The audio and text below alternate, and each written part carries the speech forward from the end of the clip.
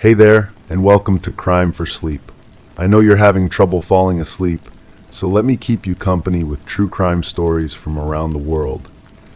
Before we dive in, I'm curious, where did you first hear this one?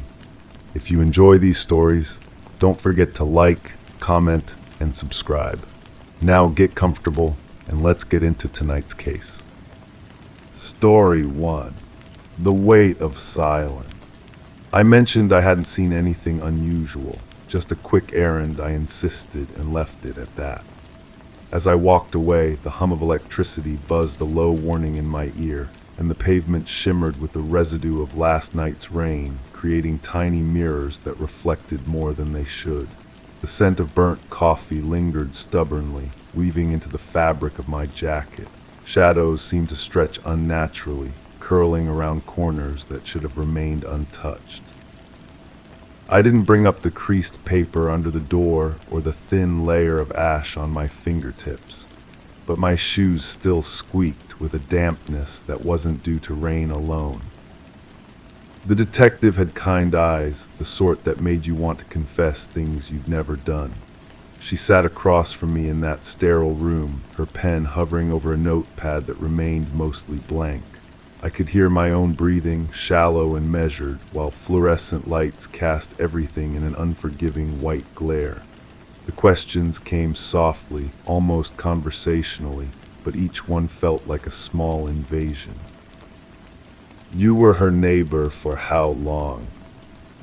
3 years, maybe 4.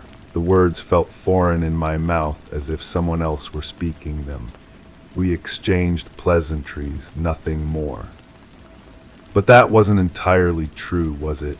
There had been those mornings when I'd catch her watering her plants on the fire escape, her movements deliberate and careful. She always wore the same faded blue robe, and her hair would catch the early light in a way that made her seem younger than she probably was. Sometimes she'd wave, and I'd wave back, and for a moment we'd exist in this bubble of ordinary human connection. The detective's pen finally moved across the paper, making soft, scratching sounds that seemed amplified in the quiet room. Did she have visitors? Anyone regular? I thought about the man with the silver watch who would arrive every few days, always carrying a small paper bag. He had a way of looking over his shoulder before entering the building, as if he expected to be followed. His shoes were expensive, leather soles that clicked against the concrete with authority. I'd seen him through my peephole more times than I cared to admit, always pausing at her door, always checking that watch before knocking. Occasionally, I said instead, but I minded my own business. The detective nodded, but her eyes stayed on my face a moment longer than felt comfortable. There was something she wasn't saying, some piece of information that hung in the air between us like smoke. I could taste it, metallic and sharp, coating the back of my throat. After the interview, I walked home through streets that felt different somehow, as if the very architecture had shifted while I was gone. The building where she'd lived stood unchanged, but yellow tape fluttered from the fire escape like prayer flags in a wind that didn't seem to touch anything else. I found myself stopping at the corner, studying the windows, counting floors until I reached hers. That's when I noticed the curtains were gone. Her apartment had always been identifiable by those deep red curtains, heavy fabric that blocked out most of the light. She told me once, during one of our brief hallway conversations, that she preferred darkness during the day. Sleep comes easier when the world feels smaller, she'd said, and I'd understood exactly what she meant. Now the windows stared back at me, naked and hollow, revealing nothing but shadows within. I climbed the stairs to my own apartment, each step echoing in the stairwell with a hollow sound that seemed to follow me. The building felt emptier somehow, as if her absence had created a vacuum that pulled at the edges of everything else. My key turned in the lock with its familiar resistance, but when I stepped inside, the air tasted different. Still expectant, I set my keys on the kitchen counter and noticed my hands were trembling slightly. The interview had unsettled me more than I'd realized, or maybe it was something else, something I couldn't quite name. I opened the refrigerator, more for the comfort of routine than from any real hunger, and found myself staring at the milk carton, trying to remember when I'd bought it. The phone rang. I let it ring 3 times before answering, and even then I hesitated with my hand on the receiver. The voice on the other end was unfamiliar, male, with a slight accent I couldn't place. You spoke to the police about her. It wasn't a question. I gripped the phone tighter, feeling the plastic grow warm against my palm. Who is this? Someone who knew her better than you did. There was a pause, filled with the sound of breathing that wasn't quite steady. She mentioned you, said you watched. The line went dead. I stood there holding the silent phone, my heart hammering against my ribs. The apartment felt smaller suddenly, as if the walls had crept closer while I wasn't paying attention. I walked to the window and looked down at the street, scanning for anyone who might be watching back, but saw only the usual evening foot traffic, people hurrying home with their heads down and their thoughts elsewhere. But the feeling of being observed didn't fade. That night I found myself unable to sleep.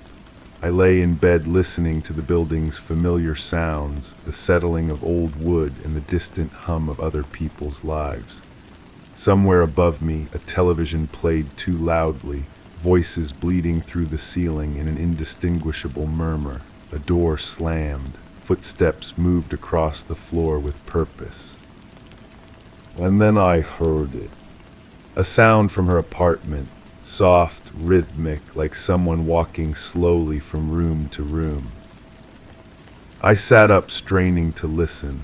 The building was old and sounds traveled in strange ways through the walls and floors. It could have been anything, pipes settling. The building's heating system cycling on, mice in the walls.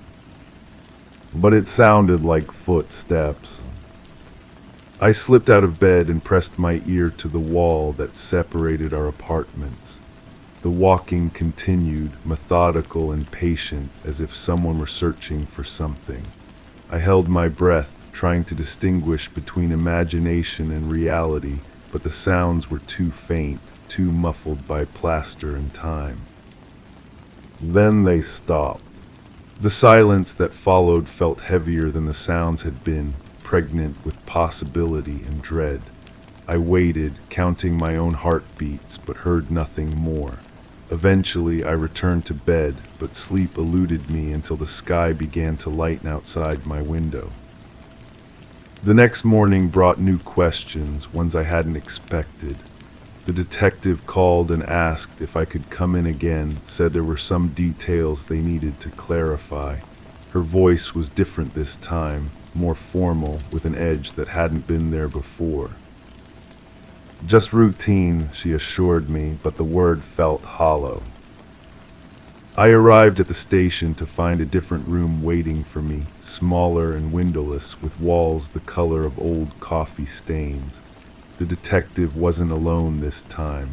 A man in an ill-fitting suit sat beside her, his fingers drumming silently against the table's surface. His eyes were harder than hers, less patient.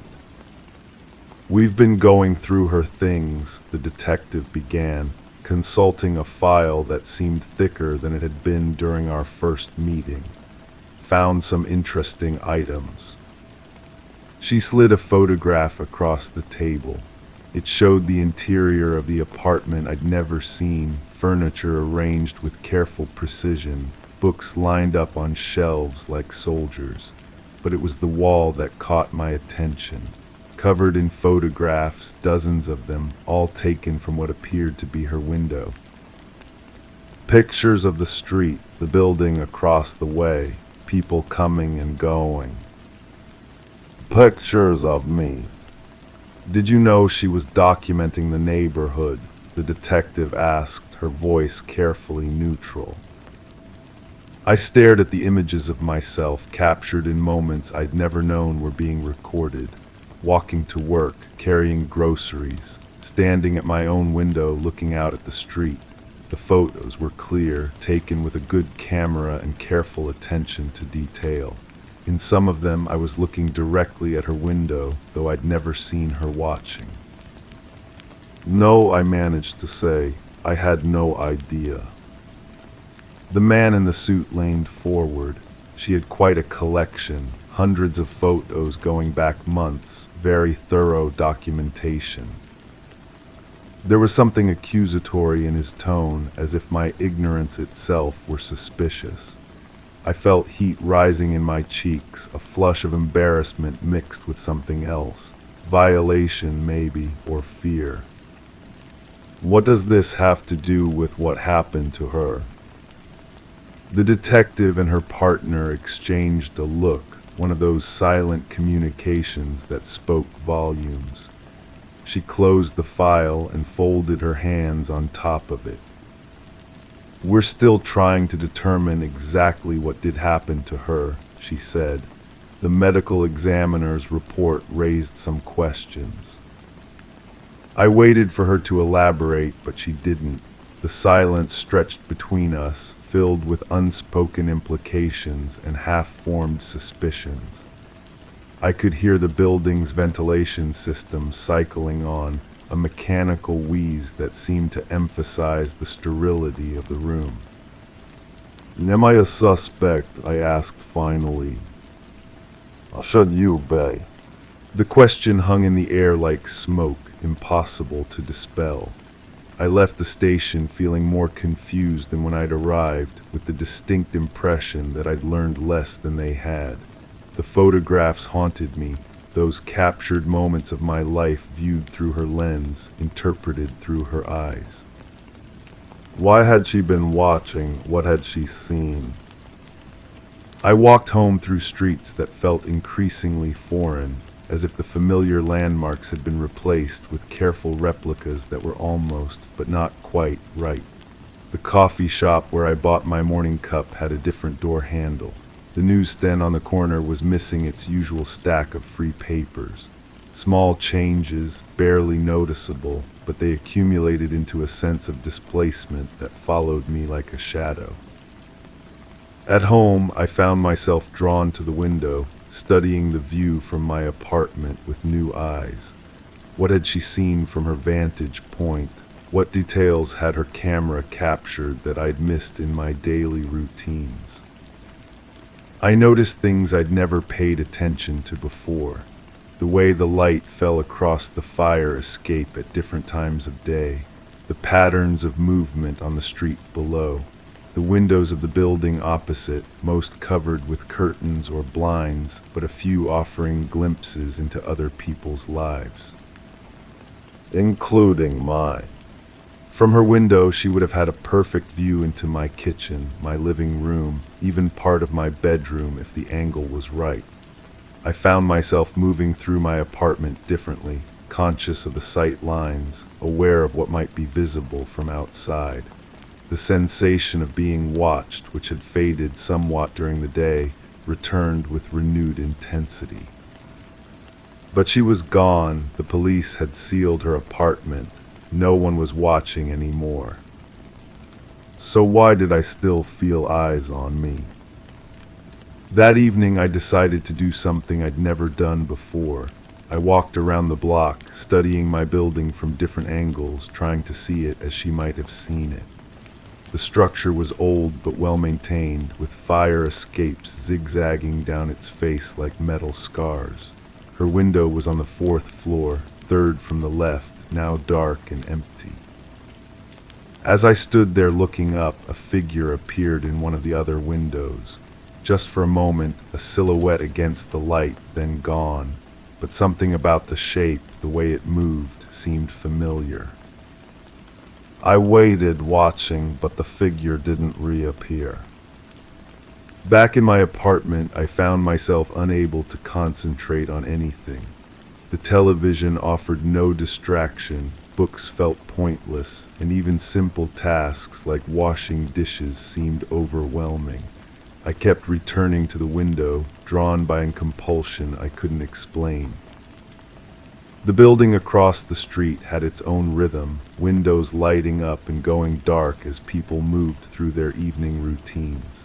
I found myself cataloging the patterns, noting which apartments showed signs of life and which remained consistently dark. It was a strange form of voyeurism, one that made me understand, perhaps, what had driven her to document everything so meticulously.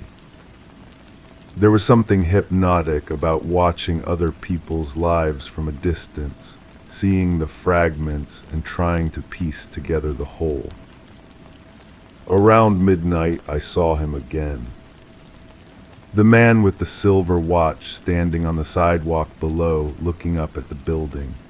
He was too far away for me to make out his features clearly, but his posture was unmistakable, that way he had of checking over his shoulder before moving.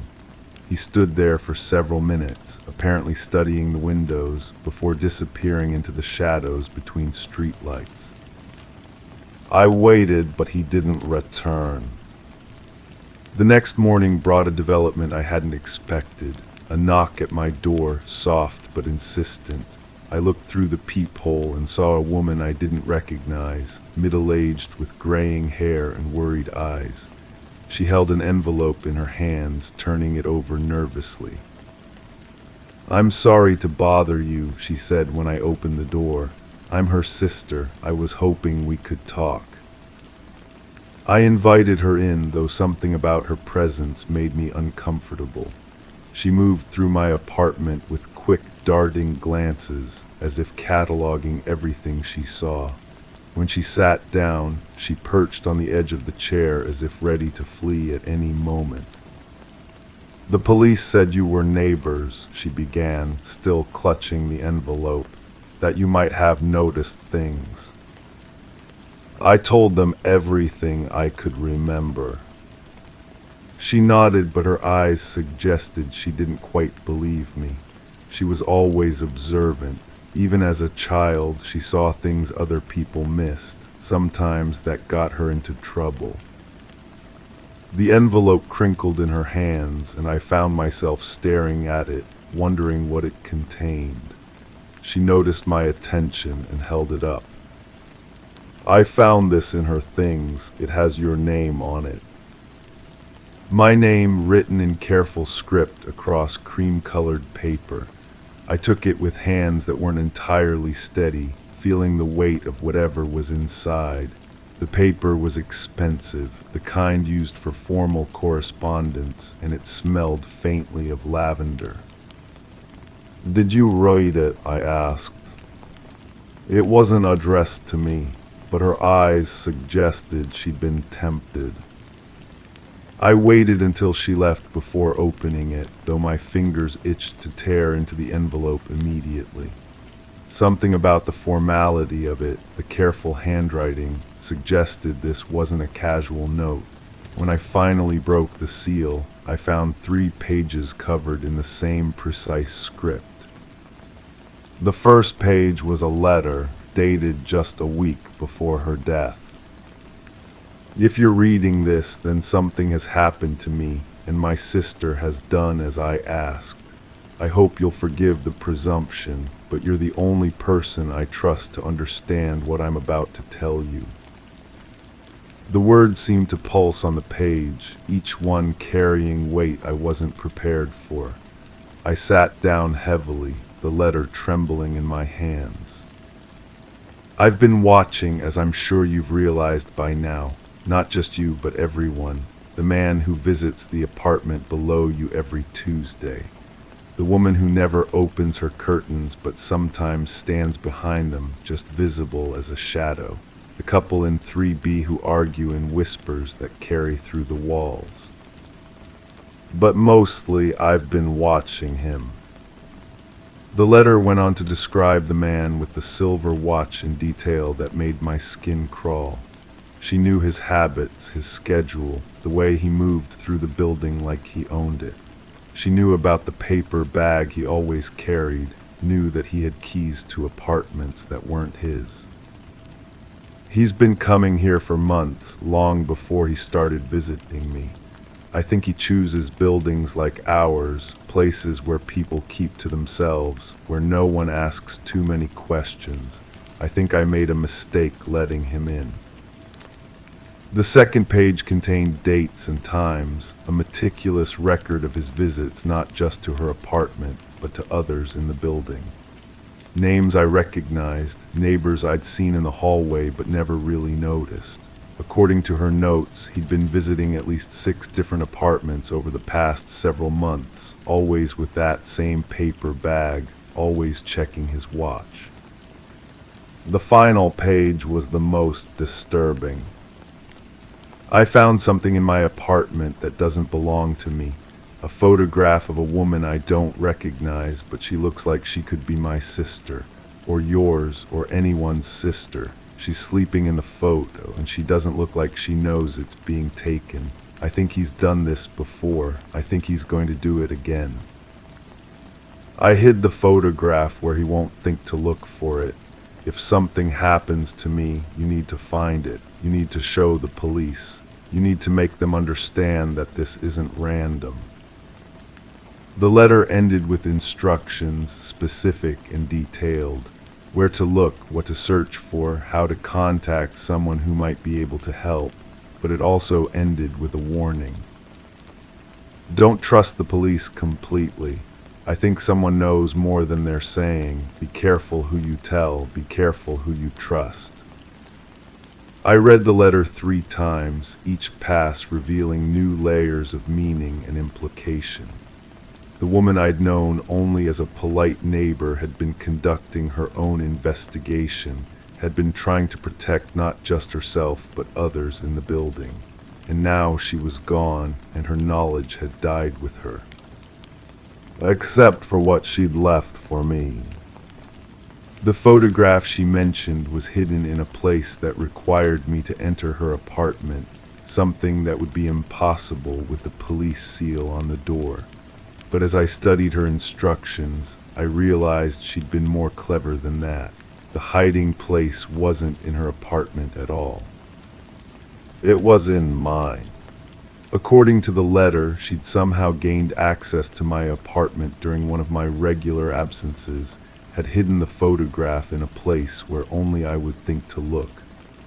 The violation of my privacy should have angered me, but instead I felt a strange kinship with her, an understanding of the lengths to which fear could drive someone.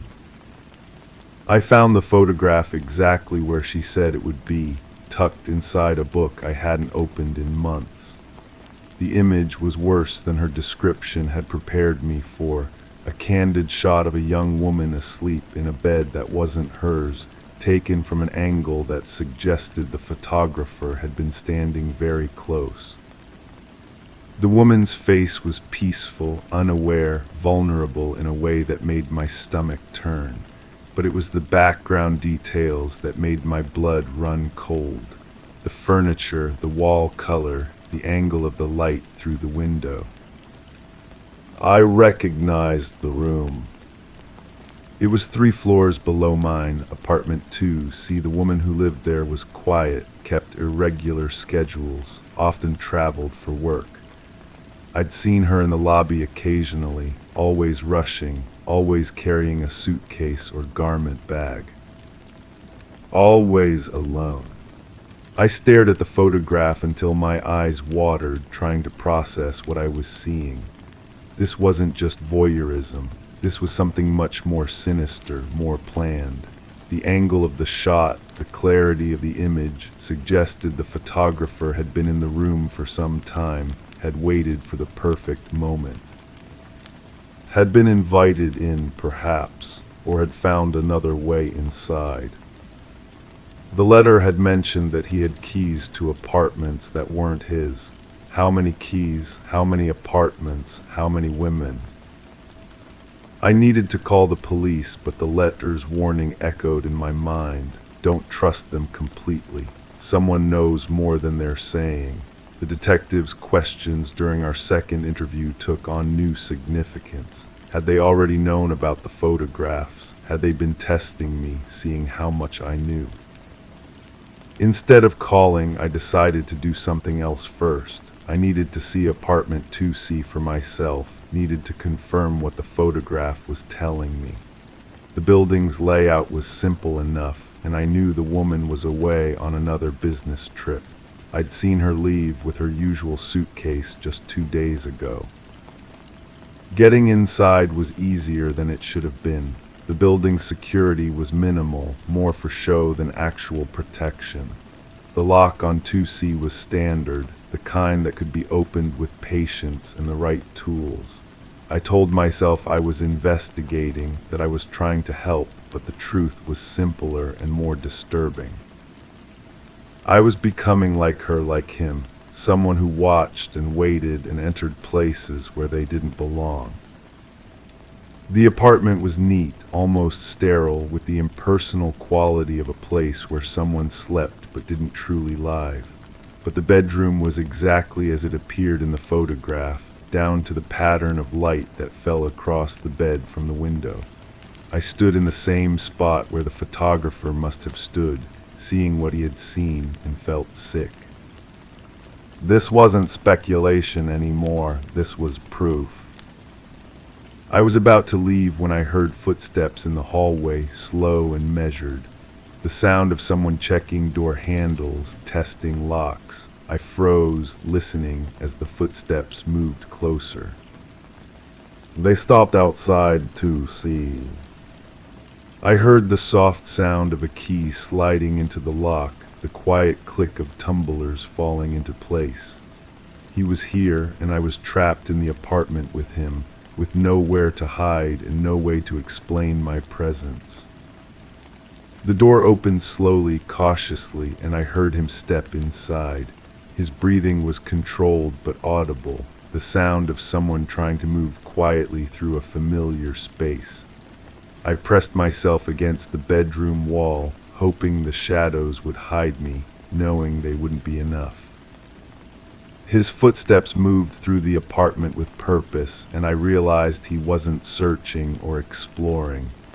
He knew exactly where he was going, what he was looking for. This wasn't his first time here. The footsteps stopped just outside the bedroom door. I held my breath, counting heartbeats, waiting for discovery, but instead of entering, he moved away, back toward the living room. I heard drawers opening and closing, the soft sound of papers being shuffled. He was looking for something specific, something he expected to find.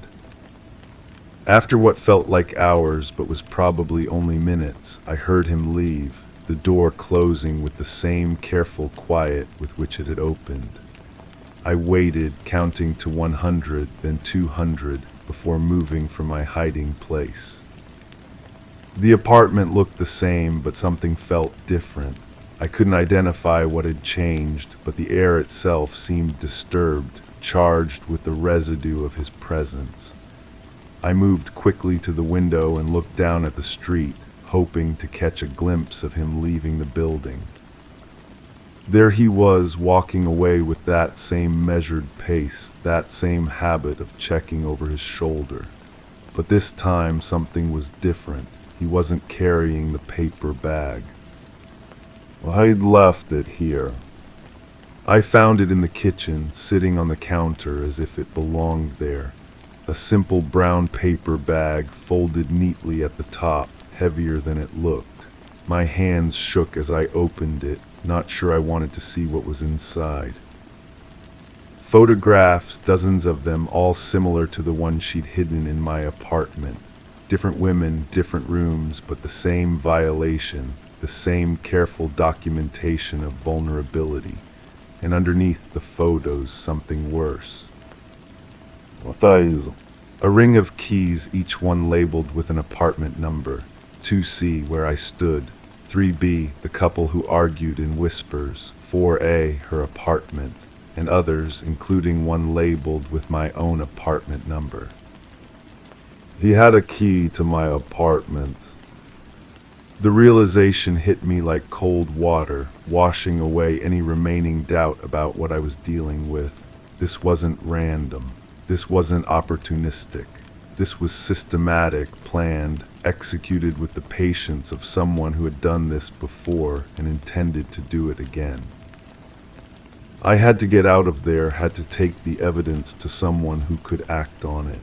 But as I reached for the bag, I heard something that made my blood freeze. The sound of the apartment door opening again.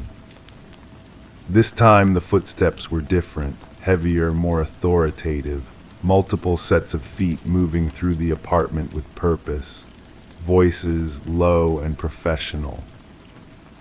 Clear the living room. Bedroom's empty. Check the kitchen.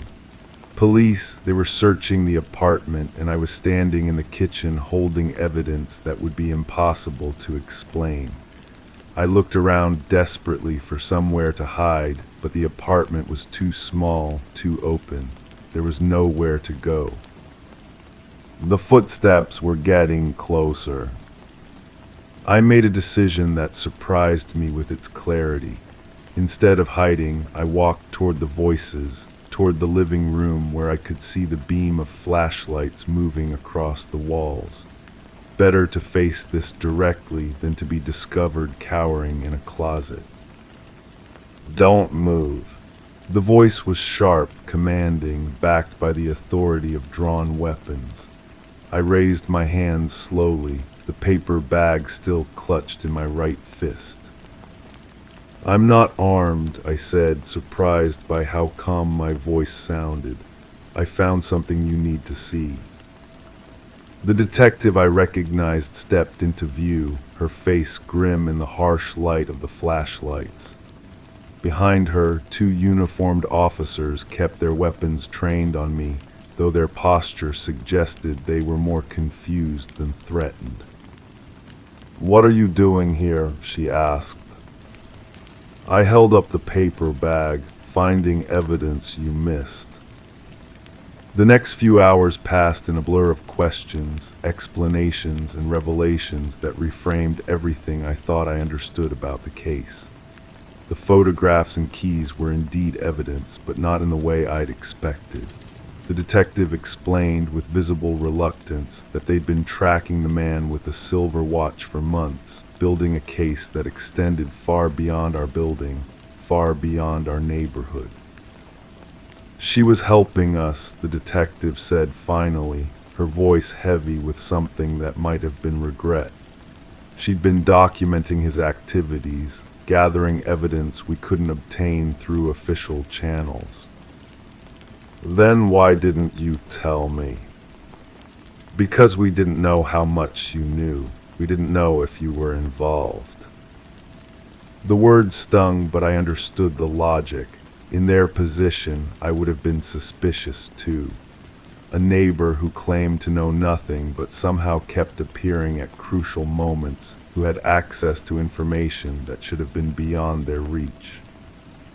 What happened to her? I asked. The detective was quiet for a long moment, studying my face as if trying story too. I stood in the dim room, my eyes fixed on the drawn curtain that shouldn't have swayed. The silence was dense, broken only by the faint creak of wood settling beneath my feet, an unsettling reminder of the unseen forces around me. Shadows stretched unnaturally across the walls, morphing with each flicker of light sneaking through the fabric. My mind grasped at the scene, searching for alignment, a reason, but it danced away, elusive. Then a shift of fine, silvery thread gleamed on the floor where it touched the curtain's edge. It hadn't been there before.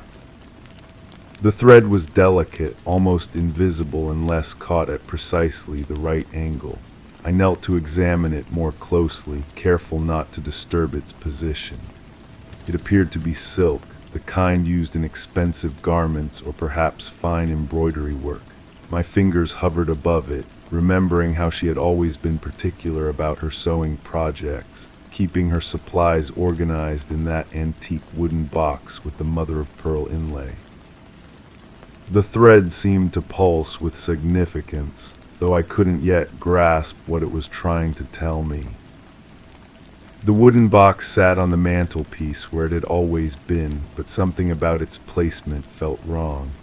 It was angled differently, perhaps an inch to the left of where muscle memory told me it belonged.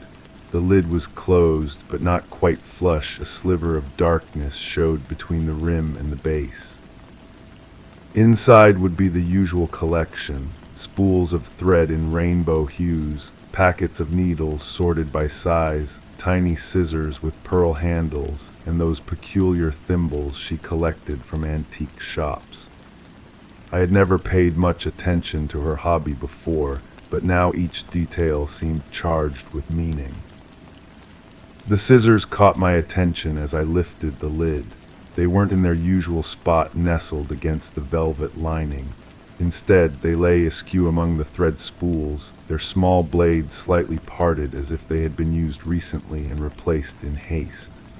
A few fibers clung to the metal dark blue, almost navy, which struck me as odd because most of her recent projects had involved lighter colors.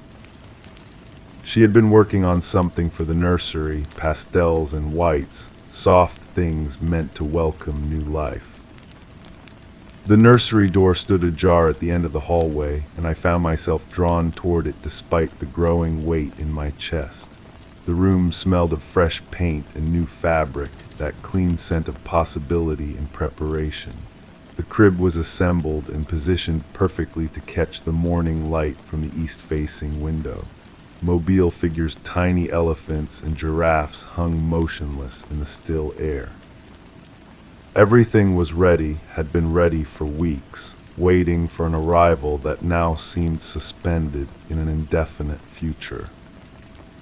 The mobile began to turn slowly, though no breeze stirred the room. I watched the animals circle in their eternal dance, casting shifting shadows on the pale yellow walls. She had insisted on yellow because we wanted to be surprised, she said, though I wondered now if there had been other reasons for avoiding the traditional pink or blue.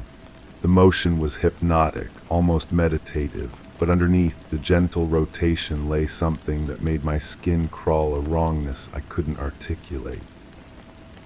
The hospital bracelet lay crumpled on the dresser, its plastic surface reflecting the mobile's movement in tiny flashes. I remembered cutting it off her wrist when we returned home, remembered her relief at being free of that sterile reminder. But the dates printed on the band seemed to shimmer and blur when I tried to focus on them, as if my mind was protecting me from information I wasn't ready to process. The letters of her name were clear enough, but the numbers beneath them remained stubbornly illegible.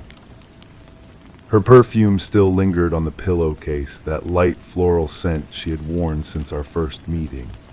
I pressed my face into the fabric, breathing deeply, trying to hold on to something concrete and familiar.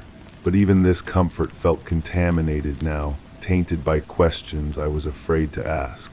The scent seemed different somehow, mixed with something medicinal and sharp that hadn't been there before. It reminded me of the hospital corridors, of waiting rooms and hushed conversations beyond closed doors. The telephone had been ringing intermittently throughout the afternoon, but I had let each call go to the machine. The red light blinked insistently, indicating messages I wasn't prepared to hear. Friends and family members, no doubt, wanting updates and explanations I couldn't provide.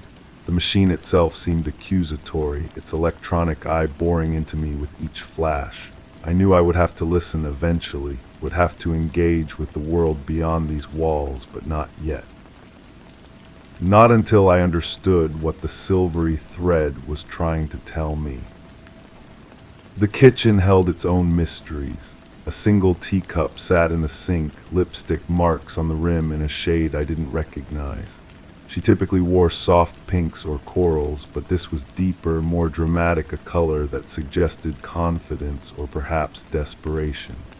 The tea bag beside it had been used but not discarded, its paper tag bearing the name of an herbal blend I'd never seen before. Something for nausea, perhaps, or anxiety. The implications made my hands shake as I reached for the cup. The refrigerator hummed with unusual intensity, as if working overtime to preserve secrets along with the milk and leftover casseroles from well-meaning neighbors. Photographs held by magnets decorated its surface: vacation snapshots, holiday gatherings, the ultrasound image from her first appointment. But one photo was missing from its usual spot, leaving only the outline of its rectangular shape pressed into the white enamel. I couldn't remember which image it had been, only that its absence felt significant, deliberate. The basement door stood open, which was unusual because she had always been afraid of the dark space below. The wooden steps descended into shadows that seemed to swallow light rather than merely absorbing it. A musty smell drifted upward, mixed with something else, something that reminded me of the way the house had smelled when we first bought it, before we had made it ours. I found myself at the top of the stairs, one hand on the rail, fighting the urge to descend and discover what waited in the darkness. The light switch clicked under my fingers, illuminating the familiar collection of storage boxes and forgotten furniture. But there in the far corner where the shadows clung most tenaciously was something new, a small pile of fabric scraps in various shades of blue and gray. They had been cut with precision, each piece roughly the same size as if intended for a specific purpose. The pattern of the cuts looked deliberate, almost ritualistic, and I recognized the work of those small pearl-handled scissors. The fabric pieces felt soft between my fingers, expensive and carefully chosen. Some bore patterns I recognized from her recent shopping trips. She had been buying materials for projects she claimed were gifts for friends. But the quantity seemed excessive for casual presence, and the uniformity of the cutting suggested a more systematic purpose. Each scrap was roughly the size of a bookmark or perhaps a ribbon, and they had been arranged in neat rows as if awaiting some final transformation. The sewing machine upstairs had been left threaded with silver, the same shade as the strand I had discovered by the curtain. When I pressed the foot pedal experimentally, it hummed to life with mechanical eagerness. A half-finished seam ran along a piece of navy fabric, the stitching precise, and even until it stopped abruptly mid-pattern. The fabric itself was heavier than her usual choices, more durable, meant to withstand stress and frequent handling. It looked like the beginning of a bag or pouch, something designed to hold and conceal. The calendar on the wall showed several appointments marked in her careful handwriting, but the dates had been obscured with correction fluid white patches that stood out like scars against the colorful background. Only one marking remained clearly visible, a small red X on a date that corresponded to nothing in my memory. The X was darker than her usual notations, pressed into the paper with unusual force, as if marking something of critical importance. The bedroom closet revealed gaps where certain garments had once hung. Her organizational system had always been meticulous, with clothes arranged by color and season, but now there were spaces that disrupted the flow. Dark items, I realized the navy dress she had worn to her sister's wedding, the charcoal coat that had been her favorite for professional occasions, several pairs of black shoes that had been practical rather than fashionable. All missing, leaving only the brighter pieces behind like a carefully curated deception. The jewelry box played its tinkling melody when opened, the tiny dancer spinning in her eternal pirouette. But the compartments that had once held her more valuable pieces, the pearl necklace from her grandmother, the diamond earrings from our anniversary, now contained only costume jewelry and sentimental trinkets. The expensive items had vanished as thoroughly as the darker clothing, leaving behind a collection that suggested someone preparing for a different kind of life, one that required less visibility and fewer attachments. Car keys hung on their usual hook by the garage door, but the mileage on her sedan told a story I hadn't been aware of. Hundreds of extra miles had accumulated in recent weeks, far more than her usual routine would account for. The trips to the grocery store, her office, the doctor's appointments, none of it added up to the numbers on the odometer. She had been traveling somewhere regularly, somewhere she hadn't mentioned, following routes that existed outside the geography of our shared life. The glove compartment yielded a collection of receipts from gas stations I didn't recognize, all located in directions we rarely traveled. The dates on the receipts corresponded to times when I thought she had been at work or running errands nearby. Each slip of paper was a small betrayal, evidence of a parallel existence that had been unfolding alongside our apparent normalcy. The fuel purchases suggested long drives, journeys that required preparation and planning. The trunk of the car was empty now, but the carpet showed indentations where something heavy had been stored repeatedly. The pattern suggested suitcases or boxes, items substantial enough to leave permanent impressions in the fabric. A faint odor lingered despite the emptiness, not unpleasant, but unfamiliar, like a perfume from another life. It was the smell of elsewhere, of decisions made in secret and destinations that existed beyond my knowledge. The insurance papers in her desk drawer had been updated recently, with beneficiaries changed and coverage amounts adjusted. Her signature appeared on documents I had never seen, authorizing modifications to policies I thought we had settled long ago. The life insurance payout had been increased substantially, and a new policy had been added, one that covered circumstances I found difficult to contemplate. The dates of the changes coincided with those mysterious trips, suggesting a systematic preparation for possibilities I had never considered. The bank statements revealed a pattern of small withdrawals, each amount carefully calculated to avoid triggering attention or concern. Taken individually, they appeared routine cash for groceries, gas, incidental expenses. But accumulated over time, they represented a significant sum, money that had been converted from electronic traces to untraceable currency. The timing of the withdrawals aligned with the gas station receipts, suggesting a connection between the secret journeys and the financial preparations. The computer browser history had been cleared, but fragments remained in the temporary files searches for information about new identities, legal name changes, and procedures for disappearing from public records.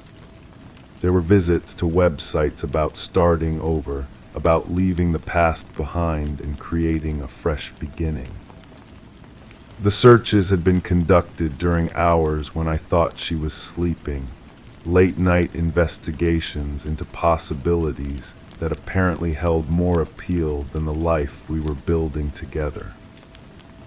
The pregnancy test in the bathroom trash had been negative, despite what she had told me about the doctor's appointment. The pink minus sign was clear and unambiguous, contradicting weeks of conversations about nursery preparations and baby names. The test was recent, its packaging still crisp, suggesting that the truth had been discovered long after the fiction had been established. The implications rewrote everything I thought I understood about our recent months together. The ultrasound image on the refrigerator, examined more closely, bore the name of a different patient entirely. The details were subtle, a name partially obscured by strategic placement of magnets, dates that didn't align with our timeline. She had appropriated someone else's joy, borrowed their biological reality to construct a narrative that served purposes I was only beginning to grasp. The deception was layered and sophisticated, requiring planning and a willingness to inhabit falsehood with convincing authenticity. The curtain swayed again as I returned to the living room, that same inexplicable movement that had started my investigation. But now I understood that the motion was caused by the heating vent positioned just below the window, a draft I had never noticed before because I had never needed to look so carefully. The silver thread remained on the floor, but its significance had shifted. It was no longer evidence of her presence, but proof of her absence, a fragment left behind in the process of systematic erasure. The silence of the house pressed against me with new weight, no longer the peaceful quiet of temporary solitude, but the profound emptiness of abandonment. Every object I had cataloged told the same story from a different angle. Someone had been preparing to disappear, had been constructing an exit strategy with the patience and precision of a master craftsperson.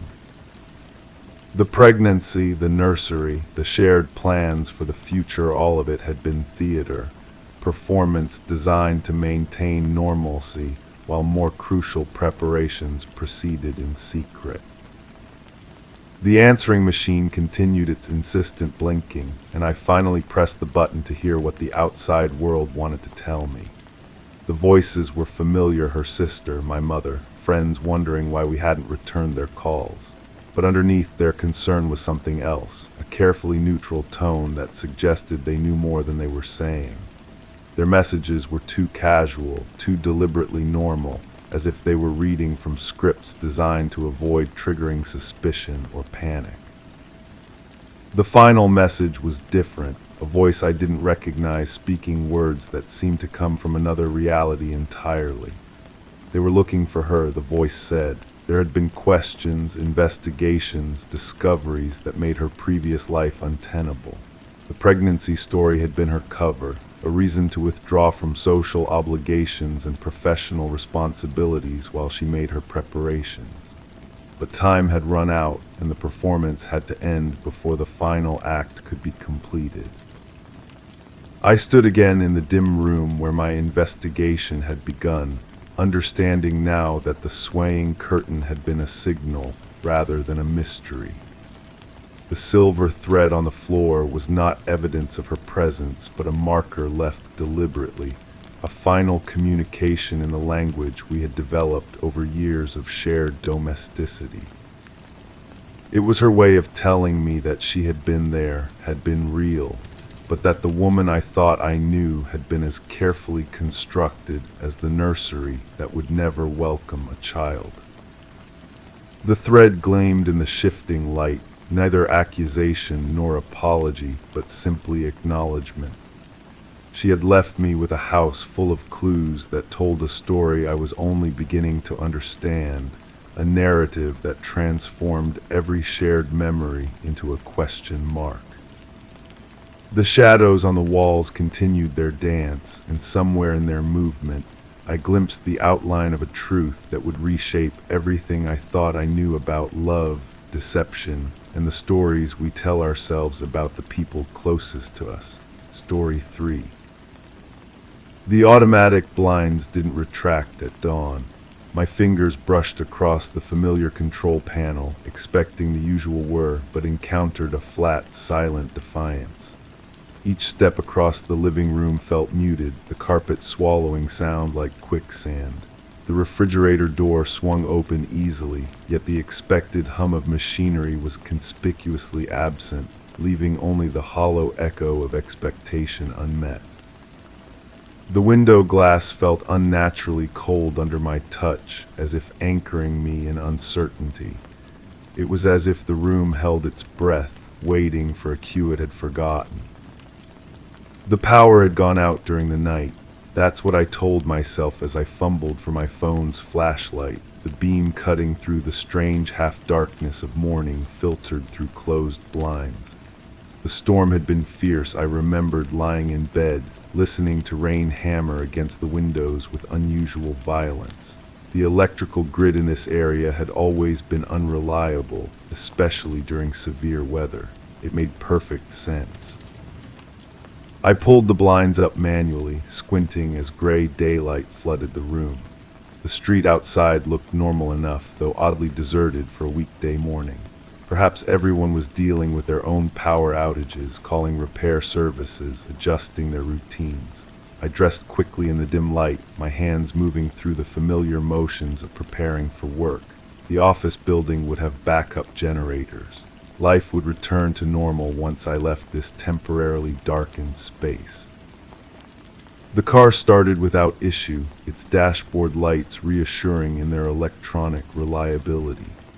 I backed out of the driveway, noting how the neighbor's house also appeared dark, their windows reflecting the overcast sky like blank eyes. The radio crackled with static when I turned it on, cycling through stations that offered nothing but white noise and occasional fragments of distant voices speaking in languages I couldn't identify. But something nagged at me as I drove through the empty streets. The traffic lights were functioning normally, their red and amber and green cycling in perfect sequence. Street lamps that should have switched off at dawn continued glowing with unnecessary persistence. How could the power be out in my neighborhood while the municipal grid operated flawlessly? The first real crack in my certainty came when I reached the office building. The parking garage was nearly empty, just a handful of cars scattered across spaces that should have been full. The elevator worked perfectly, carrying me to the 15th floor with its usual mechanical efficiency. But when the doors opened, I stepped into a corridor that felt somehow wrong. The fluorescent lights hummed overhead, casting their familiar harsh brightness across familiar carpet and walls. Yet the air itself seemed thicker, harder to breathe, as if it had been recycled too many times. My footsteps echoed differently, creating a hollow sound that seemed to bounce back from places where no walls existed. My desk looked exactly as I'd left it the previous evening. Computer monitor dark, papers arranged in their usual careful stacks, coffee mug positioned at the precise angle I preferred. But when I pressed the power button on my computer, nothing happened. The monitor remained black, reflecting my confused face like a dark mirror. I tried the desk lamp, nothing, the phone, dead. Yet the overhead lights continued their steady humming. The building's climate control system maintained its quiet circulation of air. How could my personal electronics fail while the building's power remained stable? Walking to the window, I pressed my palm against the glass and felt that same unnatural coldness I'd experienced at home. The city spread out below, but it looked different somehow. The streets that should have been busy with morning traffic remained stubbornly empty. Buildings that should have shown signs of life lights in windows, movement behind glass stood silent and seemingly vacant. That's when the second version began to seep in. Not as a clear memory, but as a sensation creeping up from somewhere deeper than conscious thought. The feeling started in my stomach, a cold weight that had nothing to do with hunger. My hands began to tremble slightly, though I couldn't identify any cause for nervousness. Standing at that window, looking down at the empty city, I felt a wave of recognition wash over me, not of the scene itself, but of the feeling of standing there before, experiencing this same hollow confusion. Had I been here yesterday, the memory felt both certain and impossible. I remembered standing at this exact window, pressing my palm against this exact spot on the glass, feeling this exact chill seep through my skin. But yesterday had been normal. Yesterday I'd worked a full day, attended meetings, exchanged pleasantries with colleagues who filled the office with their familiar presence. Except now, trying to recall specific faces or conversations, I found only vague impressions. The colleague who sat 3 desks away, I could picture their workspace but not their features. The meeting I'd attended in the afternoon, I remembered sitting in the conference room but couldn't grasp what had been discussed or who else had been present. I walked through the office, my footsteps the only sound in a space that should have buzzed with activity. Each desk I passed looked lived in but temporarily abandoned, as if their occupants had stepped away moments before my arrival. Coffee cups sat with dark rings staining their bottoms. Computer screens reflected my movement as I passed. Papers lay scattered in arrangements that suggested interrupted work. But there were no personal photos on the desks, no plants, no small decorations, no evidence of individual personality. The workspace looked like a stage set designed to suggest normalcy without actually containing any traces of real human presence. The elevator descended smoothly, delivering me back to the parking garage where my car waited in its pool of fluorescent light. The engine turned over immediately, the dashboard lights illuminating with their usual reliability. But as I drove back through the empty streets, the second version of events pressed more insistently against my consciousness. The sensation was physical first, a tightness in my chest that made breathing feel deliberate rather than automatic. My hands gripped the steering wheel more tightly than necessary, knuckles white against the black leather. The empty streets no longer seemed like a temporary result of power outages. They felt permanent, as if the city had been drained of life while I slept. At home, I manually raised the blinds again and sat in the gray light filtering through windows that felt more like barriers than openings. The silence wasn't just an absence of electrical humming. It was deeper, more complete, as if sound itself had been muffled by some invisible blanket. I tried to remember the storm from the night before, the rain against the windows, the violence of wind that would explain the power outage. But when I focused on the memory, it became slippery, impossible to grasp with precision. Had I actually heard rain, or had I dreamed it? Had I been lying in my own bed or somewhere else entirely? The phone in my hand showed no signal bars. Not unusual during power outages, I reminded myself. Cell towers often went down during severe weather, but when I walked outside to check for better reception, the air felt wrong against my skin. Too still, too quiet, carrying scents that didn't match the suburban neighborhood I'd lived in for years. Instead of the usual mixture of car exhaust, cooking food, and seasonal vegetation, the air carried something metallic and cold, like the inside of a refrigerator that had been opened after a long power outage. But that comparison made me uncomfortable in ways I couldn't articulate. Back inside, I found myself standing in the kitchen, staring at the refrigerator I'd opened that morning. The door hung slightly ajar, though I was certain I'd closed it. When I pulled it fully open, the interior light didn't activate, but I could see the contents clearly enough in the ambient daylight. Everything looked normal: milk, leftovers in clear containers, condiments arranged on the door shelves, but nothing looked familiar. The brand names were ones I didn't recognize, though they seemed almost right, as if someone had created careful imitations of products I should have known. The leftover containers held food I couldn't remember cooking or storing. I closed the door firmly, listening for the magnetic seal to catch. When I opened it again immediately, the contents had shifted.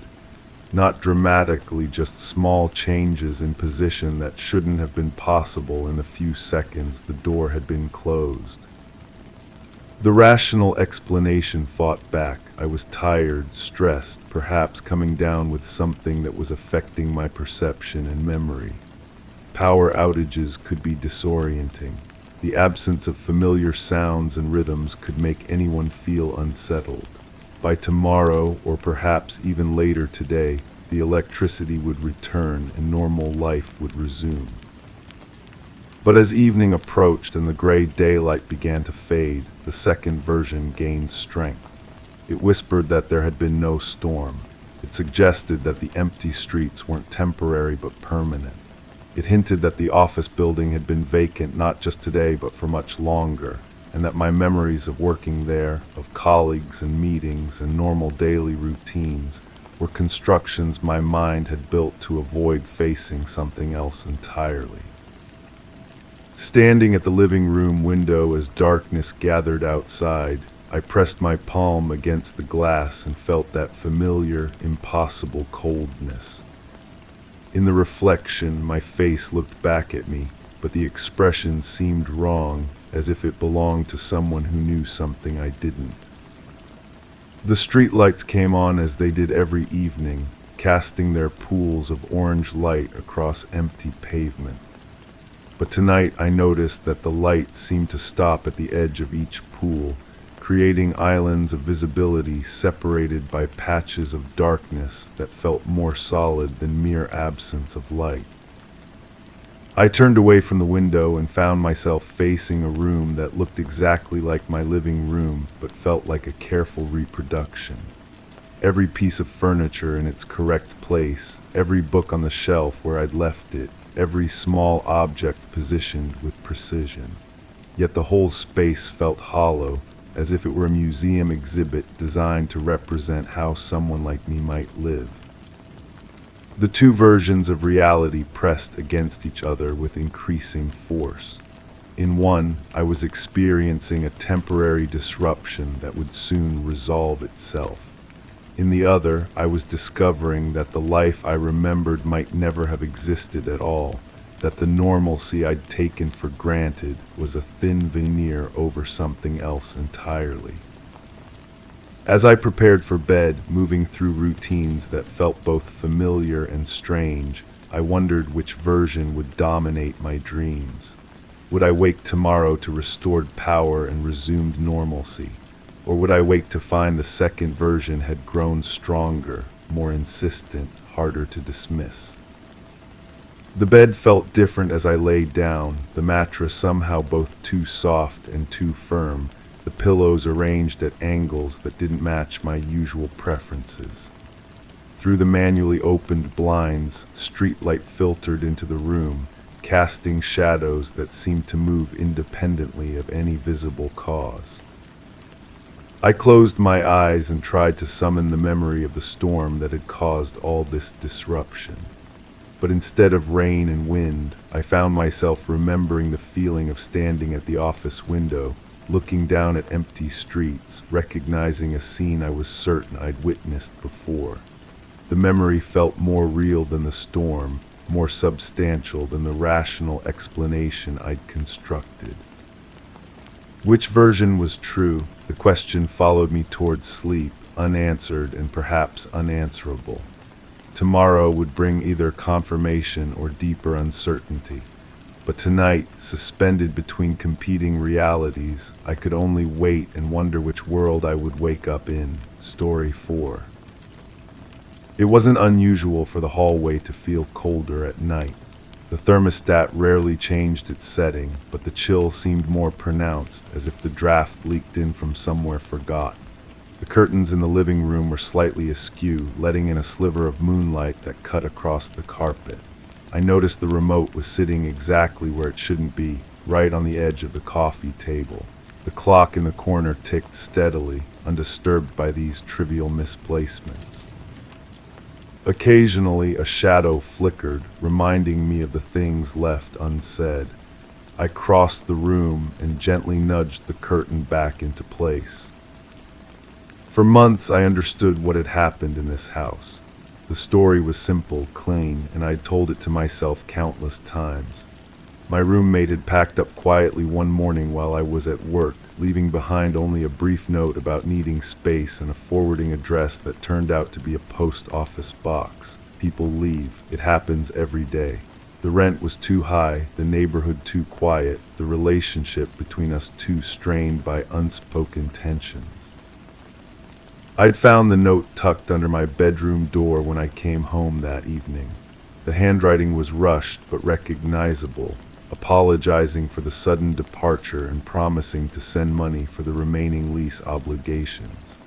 The key was left on the kitchen counter next to an empty coffee mug, still faintly warm to the touch. Everything made sense in the way that difficult situations often do once they're resolved. The police officer who took my missing person report seemed unsurprised when I called back 2 days later to withdraw it.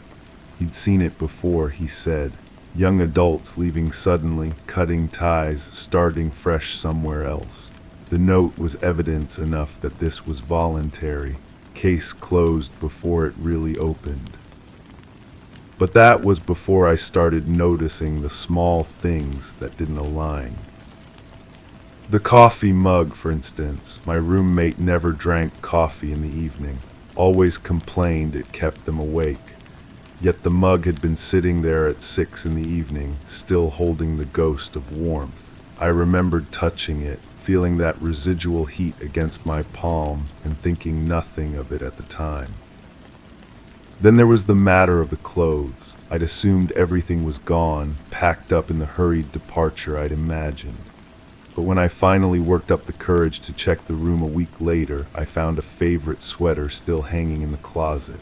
Not just any sweater, but the one worn constantly during cold snaps, the one that never seemed to leave their shoulders when the temperature dropped. It hung there undisturbed, as if waiting for someone to return. The more I thought about that morning, the more the details seemed to shift and blur. I'd been so certain about the timeline, so confident in my reconstruction of events, but memory is a strange thing. It fills in gaps, smooths over inconsistencies, creates narrative where there might only be fragments. I began to walk through the house differently, paying attention to corners and spaces I'd previously ignored. The living room felt larger somehow, as if it were holding its breath. The way the moonlight cut across the carpet each night started to seem less random and more purposeful, illuminating specific spots on the floor where the wood looked slightly different, newer, cleaner. The thermostat became an obsession. I'd check it multiple times each day, noting the setting, feeling the air temperature with my skin. The hallway was always colder, but now I wondered if it had been that way before. Had I simply never noticed, or was this something new? Something that started around the time my roommate disappeared? Because that's what I was beginning to think of it as, not a departure, a disappearance. The forwarding address led to a small post office in a town I'd never heard of.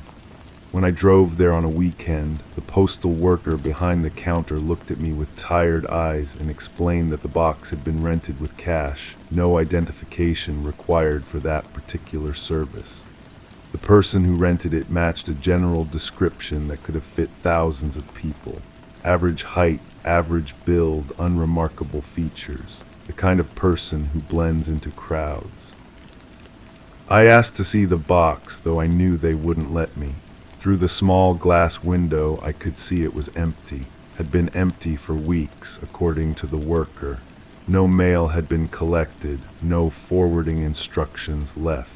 It was as if the box existed solely to create the illusion of a destination. Standing in that post office, fluorescent lights humming overhead, I felt the first real crack in my certainty. The story I'd told myself began to feel less like truth and more like something I'd constructed to avoid a more uncomfortable reality. The drive home took me past familiar landmarks, but they looked different now. The gas station where we'd stop for coffee on weekend mornings seemed smaller, shabbier. The intersection where we'd had our last real conversation felt charged with significance I hadn't recognized at the time. We'd been discussing the lease renewal, I remembered. My roommate had seemed distracted, kept looking over their shoulder as if expecting someone. Back in the house, I found myself drawn to that coffee mug. I'd washed it and put it away, but now I took it out again, held it up to the light. There was a small chip on the rim that I didn't remember, and when I looked closer, I could see what might have been a crack running down one side. Had it always been damaged? Or was this something that happened that last day, in whatever rush or struggle had preceded the departure? The word struggle surprised me. I hadn't thought of it that way before, but as I stood there holding the mug, other details began to surface. The front door had been unlocked when I came home that evening. Not just unlocked, but slightly ajar, as if someone had left quickly without taking time to secure it properly. I'd assumed my roommate had been careless in their hurry to leave. Now I wondered if hurry was the right word. Sleep became difficult. I'd lie in bed listening to the house settle, but every creak and whisper seemed to carry meaning. The clock in the living room ticked with mechanical precision, but sometimes I thought I heard other sounds underneath it. Soft scraping, like something being dragged across the floor. Muffled impacts, as if someone were moving furniture in the middle of the night. I started getting up to investigate these sounds, padding barefoot through the cold hallway to peer into the living room. Nothing was ever out of place. The remote sat where I'd left it, the curtains hung properly, the carpet showed no signs of disturbance. But the air felt different, charged with an energy that made my skin prickle. One night I found myself standing in my roommate's empty room, trying to reconstruct what had happened there. The bed was still made, sheets pulled tight and pillows arranged with military precision.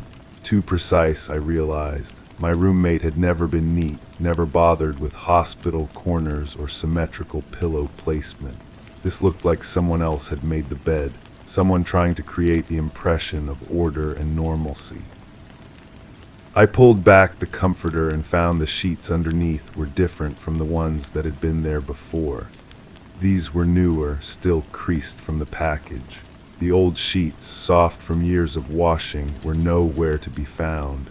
Why would someone change the bedding before leaving, unless they weren't planning to leave at all? The thought hit me like cold water. I sat down hard on the edge of the bed, feeling the unfamiliar stiffness of the new sheets. What if my roommate hadn't left voluntarily? What if someone else had written that note, someone who knew the handwriting well enough to forge it? What if the whole scene had been staged to cover up something much worse? But that raised another question, one that made my stomach clench with anxiety. Who would have had access to the house? Who would have known my roommate's handwriting, their habits, their schedule? Who would have been able to create such a convincing tableau of voluntary departure? I thought about the people who had keys to the house. The landlord certainly, though I'd never met him face to face. All our interactions had been through email and postal mail. There was the neighbor who watered our plants when we went out of town, but she was elderly and frail, hardly capable of orchestrating something this elaborate. The maintenance worker who'd fixed our leaky faucet a few months back, but he'd seemed professional and disinterested, focused only on his job. And then there was me. The thought crept in uninvited, unwelcome, but persistent. I had access to everything. I knew my roommate's handwriting from years of shared grocery lists and rent checks. I knew their schedule, their habits, their fears. I would have known exactly how to stage a scene that would satisfy casual investigation. But that was ridiculous. I remembered coming home from work that evening, finding the note, calling my roommate's phone, and getting voicemail. I remembered the confusion, the growing worry, the eventual acceptance that they had chosen to leave. I remembered all of it clearly. Didn't I? Memory is reconstructive. I'd learned that in a psychology class years ago. Every time we remember something, we're not accessing a perfect recording. We're rebuilding the memory from fragments influenced by our current knowledge and emotional state. Each reconstruction changes the memory slightly, like making a photocopy of a photocopy. Eventually, the original becomes unrecognizable. What if I'd been reconstructing that evening for months, smoothing over inconsistencies, filling in gaps with plausible details? What if the truth was something I couldn't afford to remember? I started paying attention to my own behavior, watching for signs of deception or concealment. Did I avoid certain areas of the house? Were there gaps in my daily routine that I couldn't account for? Did I have injuries or stains on my clothes that I'd explained away with convenient lies? The more I watched myself, the more suspicious I became. I found cleaning supplies hidden under the kitchen sink that I didn't remember buying. bleach, scrub brushes, rubber gloves, all tucked away behind the dish soap and sponges. When I tried to remember purchasing them, the memory felt fuzzy and uncertain, like trying to recall a dream. There were other things too. A small carpet stain in the living room that I'd always attributed to spilled wine, but now seemed darker and more ominous. A section of the backyard where the grass grew differently, lusher and greener than the surrounding lawn. A shovel in the garage that looked cleaner than the other tools, as if it had been recently washed.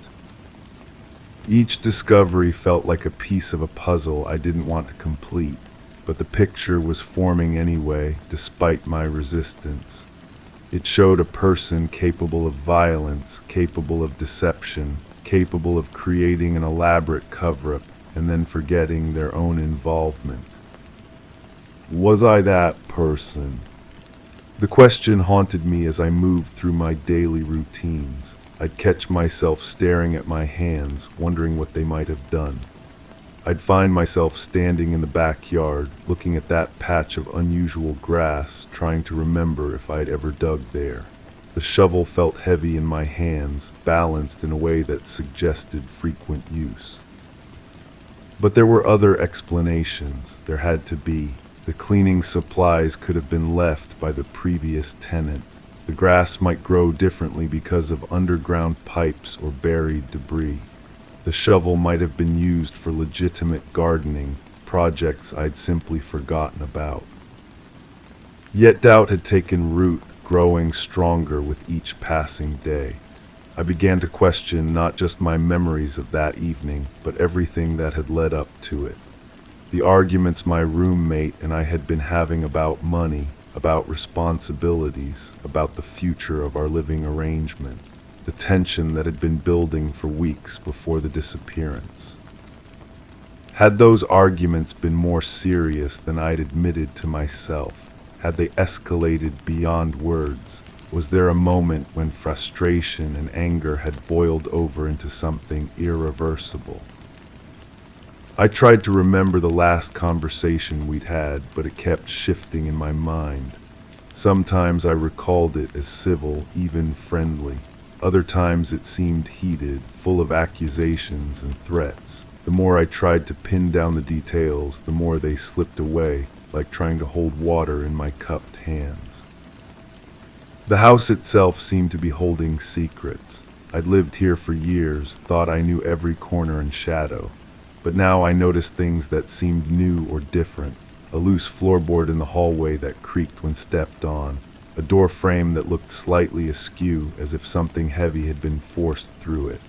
Paint on the walls that appeared fresher in some spots, as if covering stains or damage. Late at night, when the house was quiet except for the ticking clock, I'd walk through the rooms and try to feel what had happened here. The living room felt the most charged, especially the area near the coffee table where I'd found the remote out of place. I'd stand there and close my eyes, trying to sense the echo of past events. Sometimes I thought I could almost see it. A struggle, perhaps, someone falling, hitting their head on the sharp corner of the table. Blood on the carpet, panic in the air, the desperate need to clean up and cover up and create a story that would satisfy the authorities. But was I remembering or imagining? Was this intuition or fantasy? The line between the two had become impossible to draw. What frightened me most was how easily I could envision the cover-up.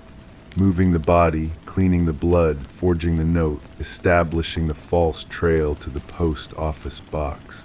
It all seemed so logical, so methodical, like something I might actually be capable of, given the right circumstances and motivation.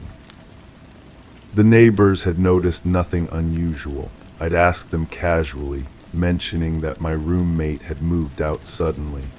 They nodded sympathetically and said these things happened. No one had heard raised voices or sounds of struggle. No one had seen anyone leaving the house with large bags or suspicious bundles. But that didn't mean nothing had happened. It just meant that if something had happened, it had been done quietly and carefully by someone who understood the need for discretion. Someone like me. I found myself standing in the backyard more frequently, staring at that patch of different grass. The soil underneath felt softer when I pressed my foot against it, less compacted than the surrounding ground, as if it had been disturbed and then replaced. The thought of digging there both terrified and compelled me. What would I find? What was I afraid of finding? The shovel waited in the garage, clean and ready. My hands knew its weight, its balance, but I couldn't remember using it, couldn't remember digging, couldn't remember what might be buried beneath that innocent-looking grass. Yet the knowledge sat in my mind like a stone, heavy and undeniable. Something was down there. Something that would explain the missing roommate, the forged note, the elaborate deception that had fooled everyone, including myself. The clock in the living room continued its steady ticking, marking time that had become meaningless. Days blended into nights, blended into days. I moved through my routines like a sleepwalker, going through the motions of normal life while my mind circled endlessly around the same dark possibilities. Had I killed my roommate? Had I buried the body in the backyard and then somehow erased the memory from my own mind? Was I living in a house with the evidence of my own crime, slowly rediscovering my guilt one detail at a time? Or was I losing my mind, seeing patterns and connections that didn't exist, turning ordinary household items into sinister clues? Was my roommate actually living peacefully in some distant city, completely unaware that I was constructing elaborate murder fantasies around their simple decision to move away? Both possibilities seemed equally plausible and equally terrifying. The remote control sat on the coffee table where I'd placed it, but sometimes I found it in different positions, different angles, as if someone were moving it slightly each night, leaving subtle signs of their presence. But the only person in the house was me, which meant either I was moving it unconsciously, or my roommate was still here somehow, still sharing this space in ways I couldn't fully comprehend. The curtains continued to shift out of place, letting in slivers of moonlight that illuminated the carpet in patterns that seemed almost deliberate. The shadows that flickered in my peripheral vision grew bolder, more defined. Sometimes I thought I could make out a familiar silhouette, a shape that reminded me of someone I'd once known well. But when I turned to look directly, there was nothing there. Just empty air and the lingering scent of something I couldn't quite identify. Something that might have been perfume, or might have been the smell of earth after rain. The hallway remained cold despite the steady thermostat setting. I'd had repair technicians check the heating system, the insulation, the windows. Everything was functioning normally, they assured me. There was no reason for that particular area to feel different from the rest of the house. Yet it did feel different. It felt like a threshold, a boundary between what I knew and what I feared to discover. Each time I walked through it, I felt the temperature drop and my skin prickle with awareness that I was not alone in this house, had never been alone, would never be alone again. The truth was somewhere in these rooms, buried beneath layers of false memory and willful forgetting. It waited patiently for me to find it, or for it to find me. The clock ticked steadily toward that inevitable moment of recognition, when the careful constructions of denial would finally collapse and leave me face to face with what I had done. Or what had been done to me. Because there was another possibility I'd been avoiding, one that made my hands shake when I allowed myself to consider it. What if I wasn't the perpetrator but the victim? What if my roommate hadn't disappeared at all, but had somehow taken my place, assumed my identity, erased my sense of self so completely that I no longer knew who I was or what had happened to me. The person staring back from mirrors looked familiar but somehow wrong, like a photograph that had been subtly altered. The voice I heard when I spoke sounded like mine but felt disconnected, as if it belonged to someone else. Even my thoughts seemed foreign sometimes, following patterns and reaching conclusions that surprised me. Was I still me? Had I ever been me? Or was I something else now, something created from fragments and false memories, living in a house that had once belonged to someone who no longer existed? The questions multiplied faster than I could answer them, each one spawning new doubts and possibilities. The solid ground of certainty I'd started with had eroded completely, leaving me suspended over an abyss of unknowing that seemed to have no bottom. All I could do was continue the investigation, continue searching for clues that might lead me back to the truth. But with each discovery, the truth seemed to recede further, like a mirage that dissolves when approached too closely. The house kept its secrets, and I kept mine, and somewhere in the space between us lay the answer to what had really happened in these rooms. The clock would continue ticking until that answer revealed itself, patient and relentless as time itself. Until then, I would wait and watch and wonder who I really was and what I had done, and whether the person I thought I was searching for might actually be myself. Story 5. The door didn't budge when I pushed. My fingers traced over the surface, anticipating the usual resistance, but it stood steady, indifferent. The hallway was mute, no whispers of distant conversation or the hum of appliances. I moved forward, each footstep hushed on the carpet, yet the air felt heavy, as if saturated with unspoken words. The walls seemed closer than before, the light softer, but not by intention. Dust particles floated in the beam from the window, suspended in a moment I couldn't grasp. The air felt cool to the touch, but not soothing, more like an insistent reminder of what should have been palpable. The carpet asterisk. Burgundy fibers beneath my feet held their secrets well. Each thread seemed deliberately placed, forming patterns that suggested footsteps from another time. I remembered choosing this carpet together, running our hands across samples in that showroom with the flickering fluorescent lights. The salesman had called it wine country, but now it looked more like dried rust. The high-traffic areas showed where in unexpected places, not where I walked daily, but in paths that curved toward rooms I rarely entered. Someone had been moving through this house differently than I remembered. The photograph asterisk. On the side table, the silver frame caught what little light filtered through the curtains. The glass reflected my face back at me, but something in the image beneath seemed altered. We stood together in front of that cabin, arms around each other's waists, smiling at the camera. But the shadows fell wrong now, creating spaces between us that I didn't recall being there. Her hand rested on my shoulder, but the pressure I remembered from that moment, warm and reassuring, felt absent from the frozen scene. The photographer had been someone we trusted, someone who knew us well enough to capture our happiness. Why couldn't I remember their face?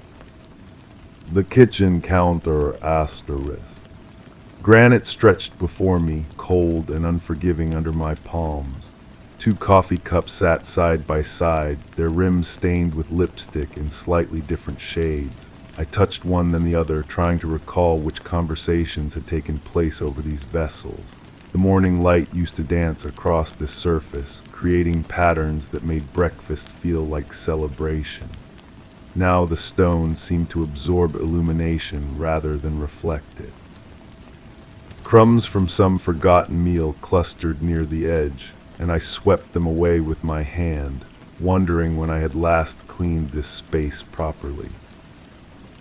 The refrigerator hum asterisk. That low, mechanical breathing had become the house's only consistent voice. It cycled on and off in intervals I had unconsciously memorized, creating a rhythm that should have been comforting but instead felt ominous. Inside, milk cartons bore dates that seemed both recent and impossibly distant. Leftovers wrapped in foil-held shapes I couldn't identify, their contents having transformed into something unrecognizable during their cold storage. The ice maker occasionally dropped cubes with sharp, sudden sounds that made me flinch. When had this appliance's voice become so prominent in the daily symphony of our home? The bedroom window. Curtains hung in folds that suggested hurried closure. Through the gap between panels, I could see the neighbor's house, its windows dark despite the hour. The view had once provided comfort, evidence of life continuing in predictable patterns around us. Children playing in yards, dogs being walked, mail being delivered. Now the glass seemed to filter out movement, leaving only static scenes that might have been photographs themselves. The windowsill collected dust in layers, each one marking time I couldn't account for. My reflection in the glass looked thinner than I expected, more angular. The closet door. Half open, it revealed clothes hanging in careful arrangement. Her dresses still occupied the left side, organized by color in a spectrum that flowed from light to dark. I reached toward a blue blouse, remembering how it had looked against her skin, but stopped short of touching the fabric. The hangers swayed slightly, as if disturbed by some movement I hadn't made. Shoes lined the floor below in pairs that seemed too neat, too deliberately placed. Some bore scuff marks that told stories of walks I couldn't remember taking, places we had visited that felt like dreams now. The bathroom mirror. My reflection stared back with eyes that seemed to belong to someone I used to know. The lighting cast shadows that emphasized lines I didn't remember developing, creating a face that was familiar yet foreign. Toothbrushes stood in their holder, two of them, though I could only account for my own daily routine. The medicine cabinet held prescriptions with names I recognized but purposes that had grown unclear. When had I started taking so many pills? The mirror's surface showed fingerprints at its edges, as if someone had been gripping it while looking closely at something I couldn't see. The living room sofa. Indentations in the cushions suggested two people had sat here regularly, but the patterns didn't match my memory of our usual positions. The fabric held scents that were both familiar and strange perfume that might have been hers mixed with something else I couldn't identify. Between the cushions, I found items that seemed like clues, a button that didn't match any clothing I recognized, coins from places we had never visited together, a receipt for purchases I couldn't remember making. The coffee table bore ring stains from glasses and cups, creating overlapping circles that looked like evidence of conversations I should have been part of. The basement door. It stood slightly ajar, revealing darkness that seemed thicker than mere absence of light. The wooden steps descended into space I rarely explored, but now I felt drawn to investigate. Each board creaked under my weight with sounds that seemed amplified in the silence. The air grew cooler as I moved downward, carrying sense of storage and neglect. Boxes lined the walls, labeled in handwriting that looked like mine but described contents I couldn't remember packing. The concrete floor felt solid beneath my feet, yet somehow unstable, as if the foundation itself had shifted while I wasn't paying attention. The garden tools. Hanging on hooks along the basement wall, they showed signs of recent use despite my inability to recall any gardening activities. Soil clung to the shovel's blade in patterns that suggested careful work, methodical digging. The rake's tines held fragments of leaves from trees I didn't remember having in our yard. A watering can sat nearby, its spout still damp though I hadn't watered anything in weeks. The tools seemed to watch me with the patience of objects that had been waiting for recognition, for acknowledgement of work they had performed in my absence. The cardboard boxes. Each container held portions of a life I thought I knew completely. Photographs showed faces that seemed familiar but bore expressions I couldn't place in context. Documents carried signatures that looked like mine but authorized actions I didn't remember taking. Personal items wrapped in tissue paper felt foreign in my hands, as if they belonged to someone who had lived in this house before me. The boxes were organized with a precision that suggested someone had been preparing for something, but whether arrival or departure, I couldn't determine. The upstairs hallway. Walking back toward the light, each step felt like movement through time rather than space. The banister beneath my hand was worn smooth in places that didn't correspond to my usual grip. Family photographs lined the walls, but the faces within them seemed to shift slightly each time I looked away and back again. The hallway stretched longer than it should have, creating distance between rooms that had once felt connected. Light fixtures cast shadows that fell in directions that defied the window placement I remembered. The study desk. Papers scattered across its surface told stories in handwriting that evolved from familiar to foreign across their length. Letters addressed to me contained information about events I should have remembered but didn't.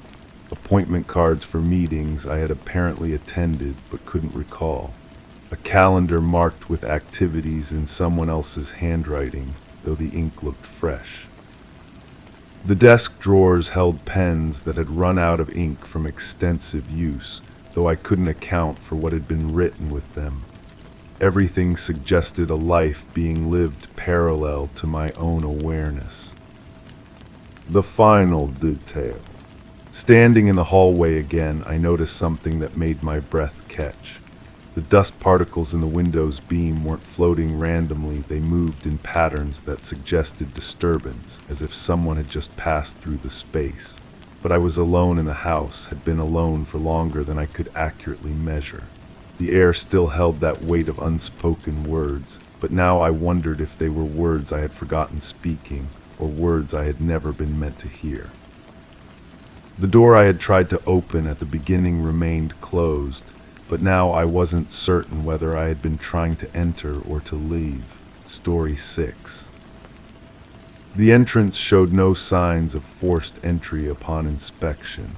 Chairs were aligned perfectly around the table, none askew, indicating no recent use. A single plate remained untouched at the center, while utensils were arranged in parallel on either side. The refrigerator hummed quietly, maintaining its constant low temperature. The calendar on the wall displayed a date from last month, untouched by pen marks. Dust settled only on half of the windowsill, which suggested the window had been opened recently. The ambient environment was stable.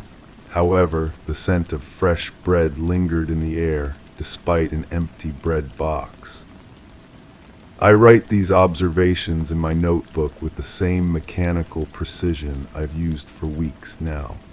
The pen feels heavier each time. My handwriting grows smaller, tighter, as if the words themselves are trying to hide. The bread smell follows me home. It clings to my jacket, settles in my hair.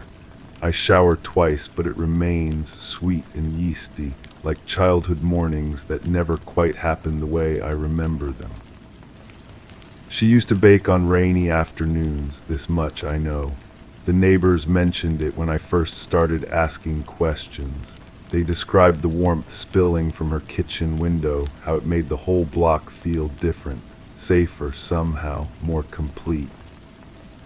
But the oven was cold when I found the house, cold for days, maybe weeks. The gas company confirmed the line hadn't been used recently, yet that scent persists, defying logic, defying my careful documentation of facts. I return to the kitchen counter. My fingers trace the marble surface, searching for crumbs that aren't there. The empty bread box sits like a question mark, its wooden lid slightly ajar. Inside, nothing but the faint impression of loaves that once filled this space. The window draws me back, half-dusted sill, half-clean glass. Someone opened it recently, but from which side? The lock mechanism shows no wear, no fingerprints. Just that strange division between clean and forgotten, as if the house itself can't decide what story to tell. My supervisor calls it an open and shut case. Missing person, probable relocation, case closed. But missing persons don't arrange their silverware in perfect parallel lines before disappearing. They don't leave single plates in the center of dining tables like offerings to absent guests. The calendar haunts me most, last month's page unmarked as if time simply stopped paying attention. I flip through the remaining months, searching for appointments, reminders, any evidence of a life planned beyond that final date. The pages are blank, pristine, full of potential that will never be realized. I dream about the bread smell now. It wakes me at night, pulling me from sleep like an alarm I can't turn off. In these half-conscious moments, I almost understand something important, but consciousness steals it away, leaving only questions and the lingering sweetness of yeast and flour. The neighbors remember her routine: morning walks, afternoon baking, evening reading by the front window. They describe a woman who moved through her days like clockwork, predictable and comforting, yet none of them can pinpoint exactly when they last saw her. The details blur together, creating a composite memory that feels more like wishful thinking than fact.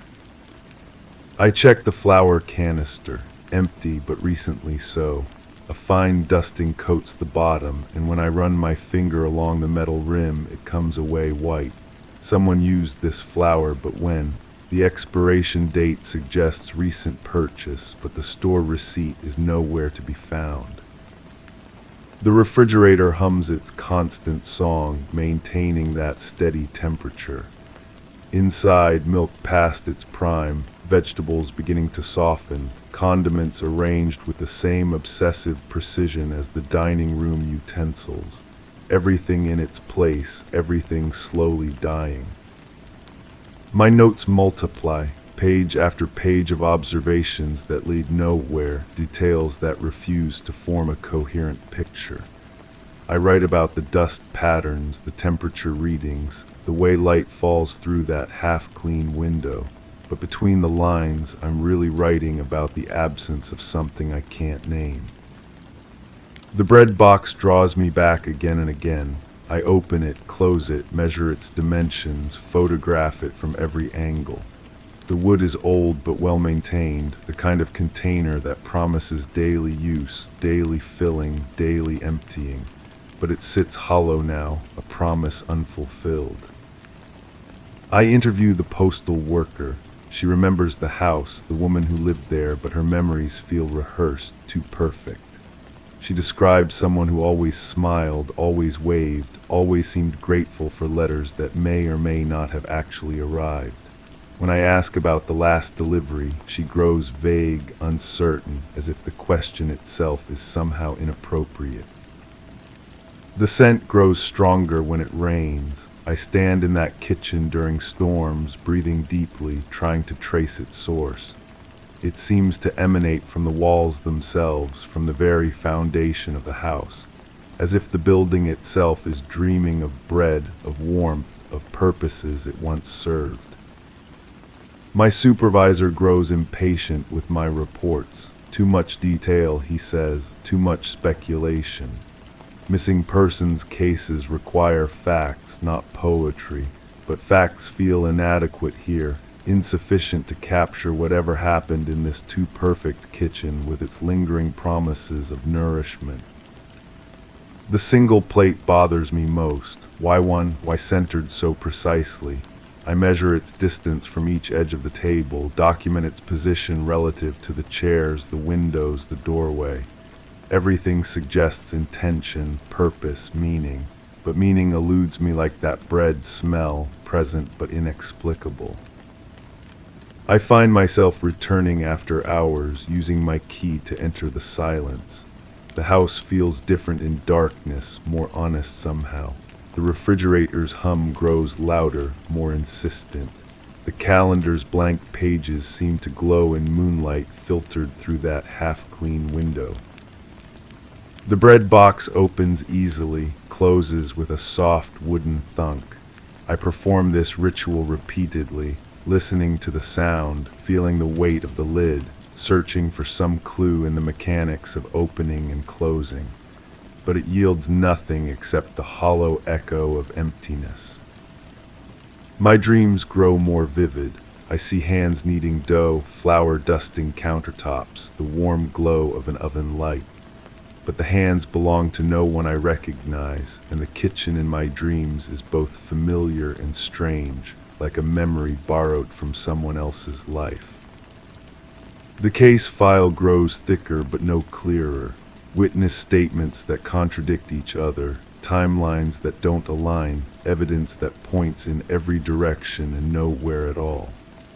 I add my observations to the pile, knowing they solve nothing, explain nothing, but unable to stop documenting what I see. The window calls to me. I open it, close it, study the dust patterns it creates. Someone else performed this same action recently, but their motivation remains mysterious. Fresh air, escape, or simply the need to disturb the perfect stillness of this too quiet house. I taste the air sometimes, searching for clues beyond the bread smell. There's something else there, something fainter but more troubling. It reminds me of waiting, of time suspended, of questions that have been asked but never answered. The investigation officially closes, but I keep the key. I tell myself it's for follow-up purposes, for loose ends that might need tying. But really I keep it because leaving feels like abandonment, like giving up on something important that I still don't understand. The bread smell follows me everywhere now. My colleagues notice, ask if I've taken up baking.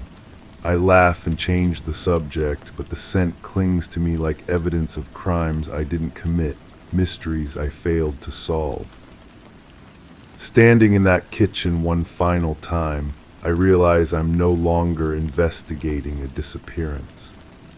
I'm documenting my own obsession, my own slow transformation into someone who believes in impossible things like phantom bread and meaningful emptiness. The refrigerator continues its quiet hum, indifferent to my presence, my questions, my growing certainty that some puzzles are meant to remain unsolved. The calendar still shows last month's page, and I no longer have the heart to turn it. I close the bread box one last time, listening to its wooden whisper, and wonder if I'm the one who's been leaving it open all along. Story 7. It hadn't been the first time the attic steps creaked under the weight of a careful step. Dust collected on the windowsill, disturbed in a pattern I pretended not to notice. The air felt different, but not in a way that demanded attention. Boxes stood in their predictable lines untouched, or so I chose to believe. I counted the faint impressions on the floor, like footprints paused mid-walk, but I didn't recount them. The shadows lengthened earlier than they should, yet I let the curtains remain closed. It seemed easier that way. The photograph sits on my kitchen table now, edges worn from handling. I don't remember taking it from the box. The woman in the frame smiles at something beyond the camera's reach, her hand resting on a windowsill that looks familiar, too familiar. I turn it face down and make coffee, but the image burns behind my eyelids. The detective had small hands. I remember this because she kept pressing them flat against the table between us, fingers splayed like she was trying to hold something down. Her voice carried the weight of practiced patience. When did you first notice the disturbances? I told her about the dust, about the way it settled differently each morning, as if someone had been walking through it in soft shoes. She wrote nothing down. Objects move. Rearranged slightly, you'd have to know where they belonged to notice. Her hands pressed harder against the table, and you live alone. It wasn't a question. The house had belonged to my aunt. I inherited it along with her collection of ceramic birds and the persistent smell of lavender that clung to the curtains. The attic came with boxes I hadn't opened, didn't want to open, family photographs and documents that felt like archaeology. But someone else had been opening them. I find myself standing at the kitchen sink, water running over dishes I don't remember using. The photograph is face up again.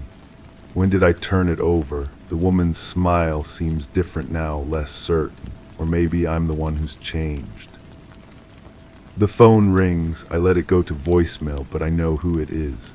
The detective with the small hands checking in. She does this now, calls without warning, asks questions that circle around the truth like water around a drain. The locks showed no signs of tampering. I remember her saying this, though I can't place when. We were standing in the hallway, I think, or maybe sitting in her car. Memory has a way of rearranging itself, editing out the inconvenient details. Could be someone with a key. Who would have a key? I didn't answer because I didn't know. My aunt had been private, careful. She'd lived in the house for 30 years without incident, but there had been someone once, a neighbor who helped with groceries, a handyman who fixed the gutters, a friend from church who watered plants during vacations. People accumulate keys the way they accumulate dust, quietly without notice until something disturbs the pattern. The first thing I found out of place was a book, poetry, something I'd never read, moved from the shelf to the side table. Bookmark inserted at a page about memory and forgetting. I told myself I'd done it, that I'd been reading and simply forgotten. But I don't read poetry. The coffee grows cold in my hands. Outside, rain taps against windows with irregular persistence. I think about the impressions in the attic dust, how they formed a path from the stairs to the boxes and back again, deliberate, purposeful. Someone had been looking for something. Did your aunt ever mention feeling watched? The detective's question surfaces from somewhere deep in my memory. We were in the attic by then, standing among the disturbed boxes.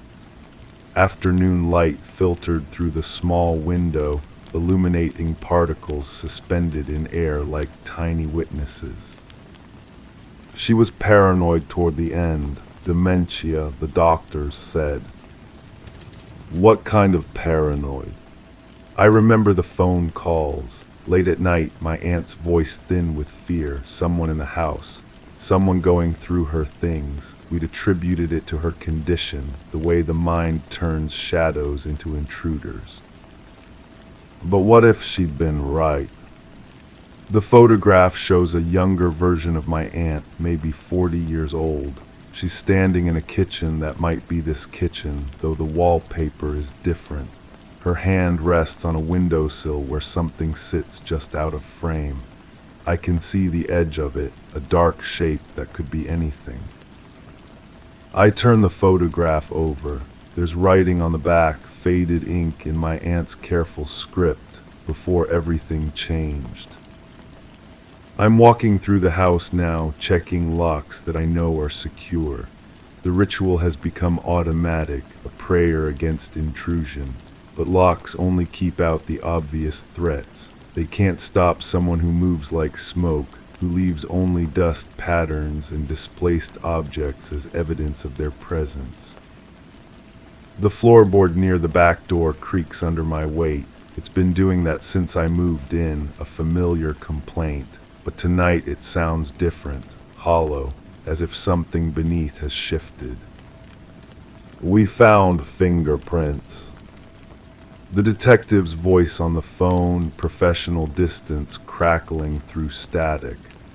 I'm in the kitchen again, always the kitchen, as if I'm drawn here by gravity. Where? Attic window, fresh ones overlapping with older prints, probably your aunt's. I ask the question I don't want to ask. Match anyone in the system. Still checking. But I can hear it in her voice. They won't find a match. Whoever has been visiting my house exists in the spaces between official records, in the gaps where documentation fails. Memory plays tricks. I remember finding a letter in one of the attic boxes, handwritten on cream-colored paper. The words were formal, apologetic, something about unfinished business and the need to retrieve personal items. It was signed with initials I didn't recognize. But when I went back to look for it, the letter was gone. Did I imagine it? Did I dream the careful handwriting, the way the paper felt substantial between my fingers? Dreams and reality have begun to blur at the edges, like watercolors bleeding into each other. The rain has stopped. I'm standing at the window where my aunt once stood, my hand resting on the same sill. There's a groove worn into the wood, as if someone spent years gripping this spot while looking out at the yard. What was she watching for? Your aunt had a visitor, regular one, according to neighbors. Another fragment of conversation, surfacing like debris from a shipwreck. The detective and I were sitting in her car, I think. Or maybe we were walking through the neighborhood, canvassing for information. Male or female? Accounts vary. Someone quiet, unobtrusive. Came in the evenings, usually stayed an hour or two. I tried to picture this visitor, this ghost who moved through my aunt's life without leaving traces in mine, but the image wouldn't form. Like trying to remember a face from a dream, the details scattered as soon as I focused on them. The ceramic birds watched me from their perch on the mantel. My aunt collected them obsessively, each one positioned with mathematical precision. I've been careful not to disturb them, but tonight I notice something different. One is missing. I'm searching the house now, moving from room to room with growing urgency. The bird was small, blue and white, with wings spread as if caught mid-flight. It had stood between the robin and the cardinal, part of an ecosystem I'd learned to navigate around. But objects don't simply vanish. Someone took it, moved it, hid it. Someone who knew I would notice, who wanted me to understand that my careful inventory of inherited possessions was incomplete. The phone rings again. This time I answer. We need to talk. The detective's voice carries new weight, a gravity that makes my chest tighten. I agree to meet her, though I don't remember making the decision. Words have a way of escaping before thought can catch them. We meet at a coffee shop I don't recognize, though it feels familiar. The detective sits across from me, her small hands wrapped around a cup that steams between us like incense. The fingerprints came back.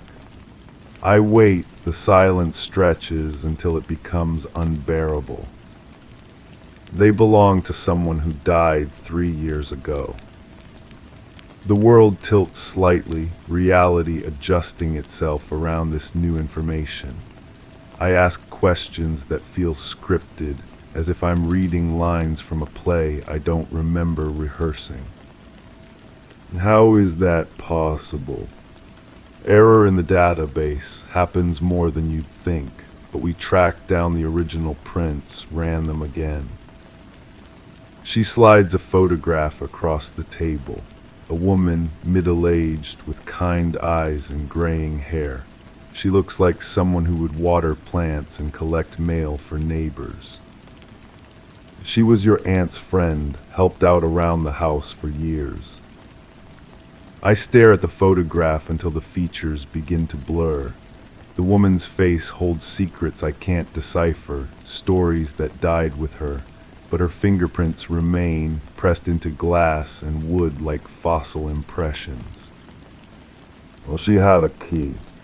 Probably your aunt trusted her completely. The detective's voice grows softer, more careful. There's something else. The coffee shop fades around us. I'm floating in a space between revelation and understanding, where facts exist without context and truth becomes negotiable. She had a daughter. 4 words that rearrange everything I thought I knew. The visitor, the missing objects, the sense of being watched. Not malevolent but mournful. Someone seeking connection with a past that no longer exists. I'm back in the house now, though I don't remember leaving the coffee shop. The ceramic birds seem different, more animate, as if they're preparing for flight. The missing one sits on the kitchen table beside the photograph, returned while I was gone. A gift or a message, I can't decide which. The attic calls to me with new urgency. I climb the creaking steps and stand among the boxes, seeing them with altered vision. Someone has been here, yes, but not as an intruder. As a mourner, seeking fragments of a relationship that death had severed.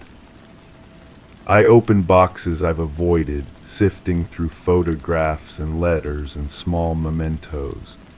The story emerges in pieces, like a puzzle assembled in dim light. My aunt and her friend, decades of shared coffee and conversation, of small kindnesses and mutual support. The friend's daughter, grown now but still tethered to childhood memories of this house, these rooms, these objects that held the weight of her mother's affection. I find the letter again, or maybe I find it for the first time. Memory has become unreliable, editing itself to accommodate new truths. The handwriting is careful, apologetic. I know I shouldn't come here, but I can't seem to stay away. Mother spoke of your aunt so often with such fondness. Being here makes me feel close to both of them. It's signed with a name that feels familiar, though I'm certain I've never seen it before. The detective calls again, but I let it go to voicemail. Her voice, when I finally listen, carries resignation. Case is being closed, no evidence of criminal activity. If you need anything, you know how to reach me. But I won't need anything. The mystery has resolved itself into something simpler and more complex than crime. Grief, I've learned, doesn't follow the rules of trespass and property. It goes where it needs to go, takes what it needs to take. I leave the ceramic bird on the kitchen table, positioned where morning light will catch its painted wings. Tomorrow I might find it moved again, or I might find it exactly where I left it. Both possibilities feel equally true. The house settles around me with familiar sounds, floorboards adjusting to temperature changes, windows responding to wind pressure, the subtle symphony of a structure learning to accommodate new inhabitants. Or perhaps old ones returning in ways that defy easy explanation. Sleep comes fitfully, interrupted by dreams that might be memories. A woman moving through darkened rooms with practiced quiet, touching objects that hold the residue of friendship. Her presence feels less like violation now, more like benediction. Morning light reveals no new disturbances, no evidence of nocturnal visits, but absence of proof isn't proof of absence. Some truths exist in the spaces between certainty, in the gaps where documentation fails and faith begins. I make coffee and sit at the kitchen table, the photograph and ceramic bird arranged before me like altar pieces. Outside, the world continues its relentless motion, but inside this house, time moves differently. Past and present blur together, creating a space where the living and the dead can share the same air. The phone doesn't ring, the attic steps don't creak. Dust settles in patterns that suggest nothing more mysterious than gravity and air currents, but I know better now than to trust the evidence of my senses completely.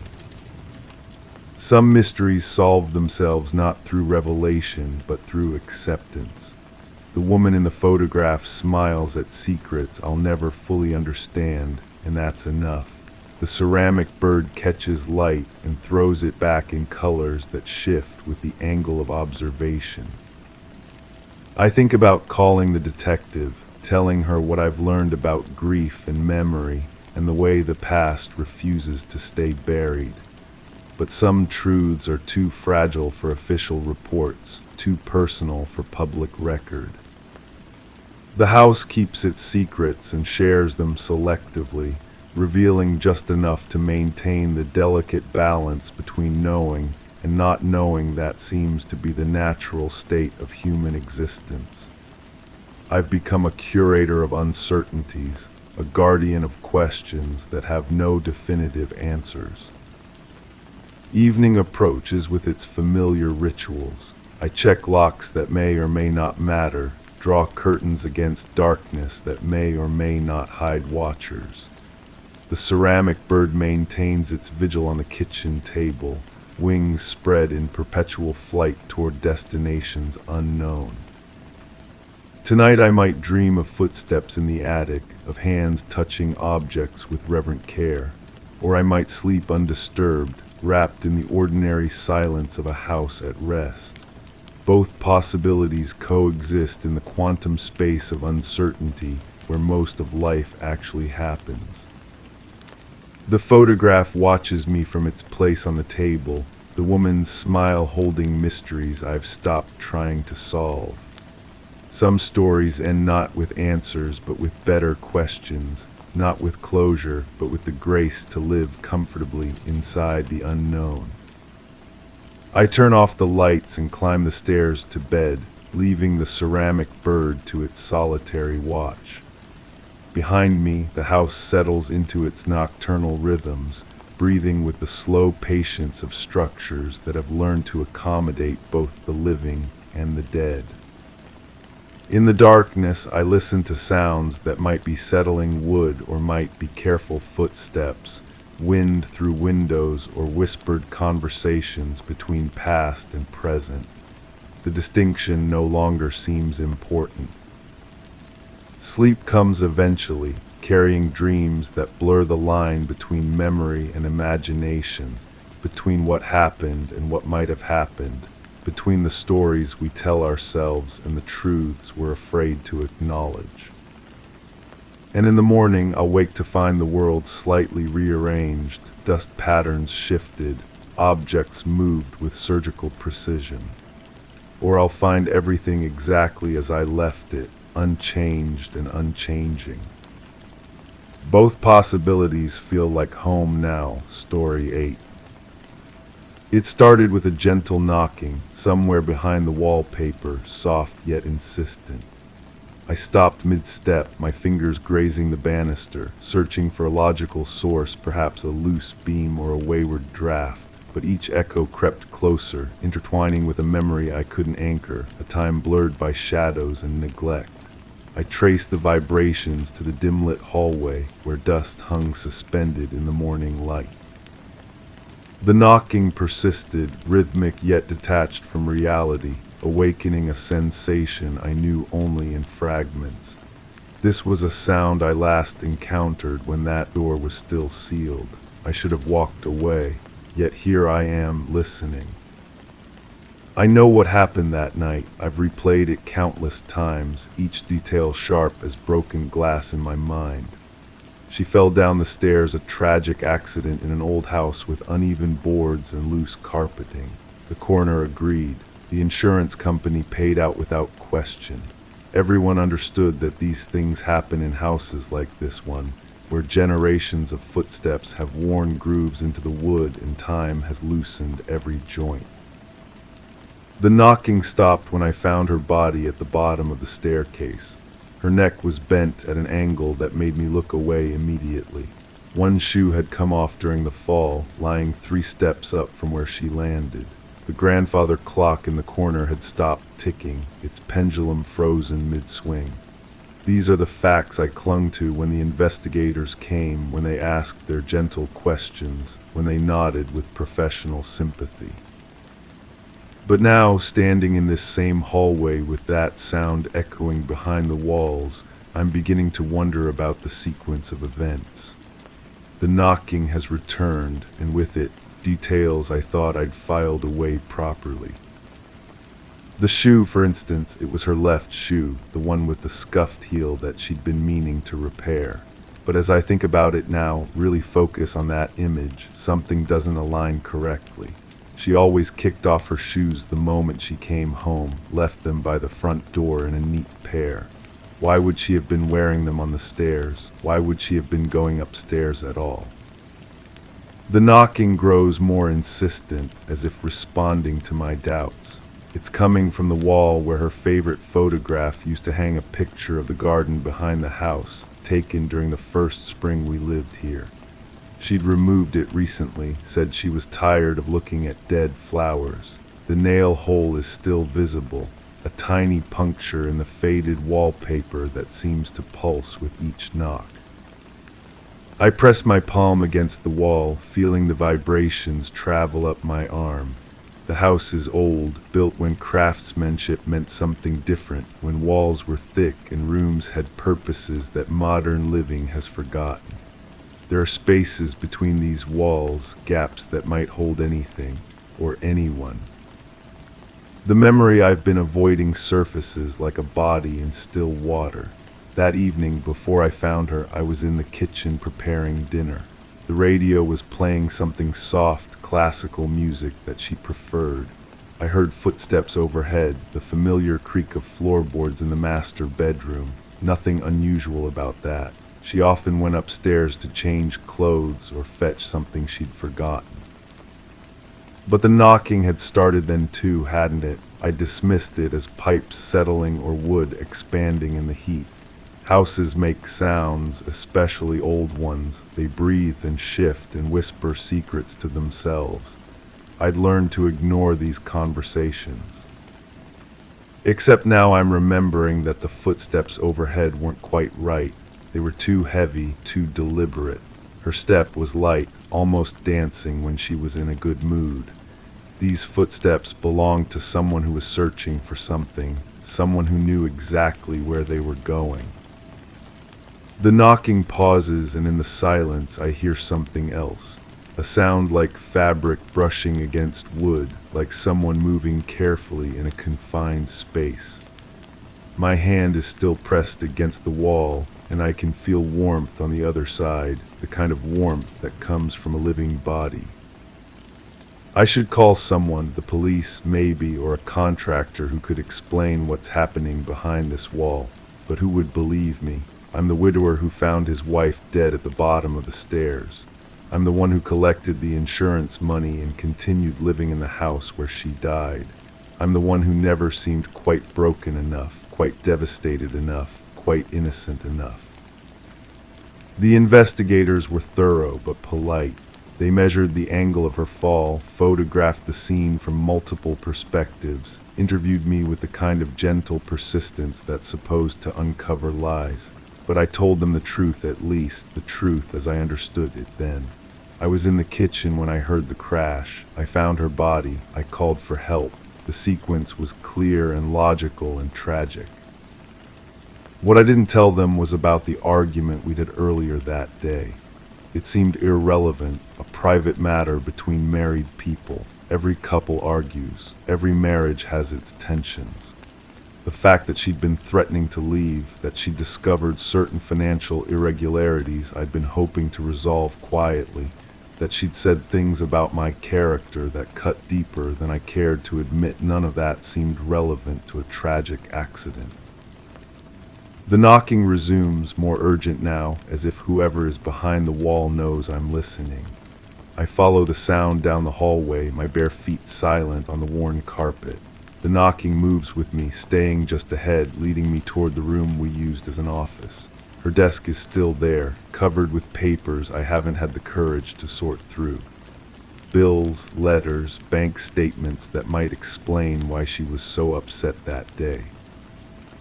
I stop in front of the wall where the knocking is loudest. The wallpaper here is different, newer. I'd forgotten about that.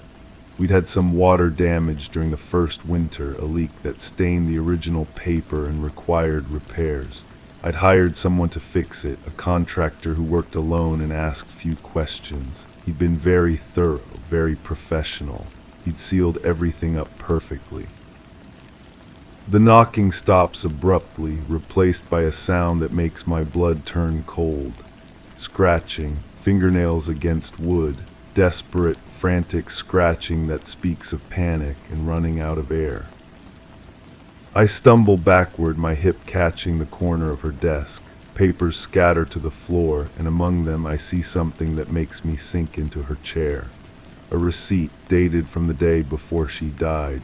A receipt for a locksmith, for new locks to be installed on all the exterior doors. She'd been planning to change the locks. She'd been planning to keep me out. But that's not what stops my breath. It's the note written in her handwriting at the bottom of the receipt. Found the space behind the office wall, confronting him tonight.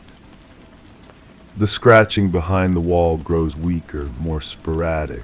I stare at the receipt, trying to make sense of what I'm seeing. Found what space, confronting whom. The handwriting is definitely hers, but the words don't match the story I've been telling myself.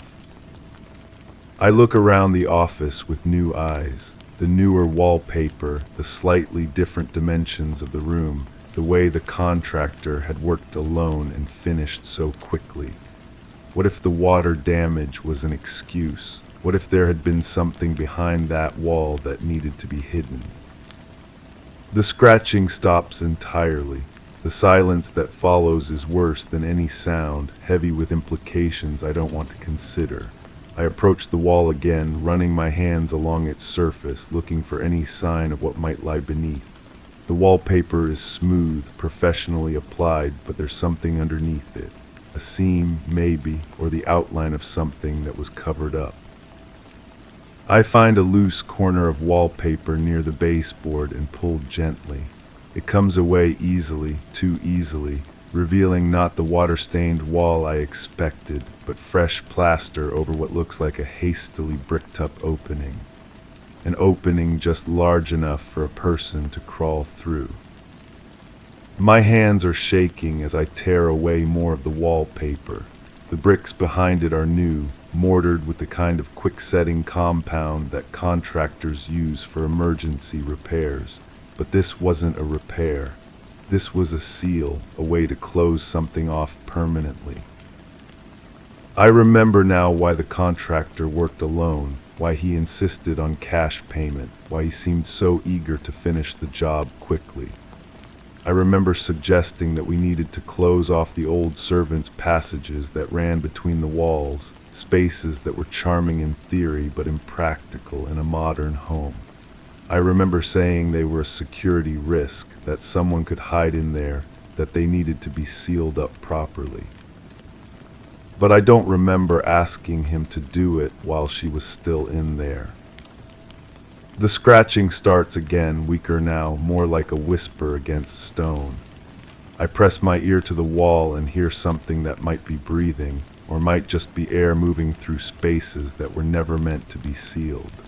The sound is fading, growing distant, as if whatever is making it is moving away from me, deeper into the walls of this old house.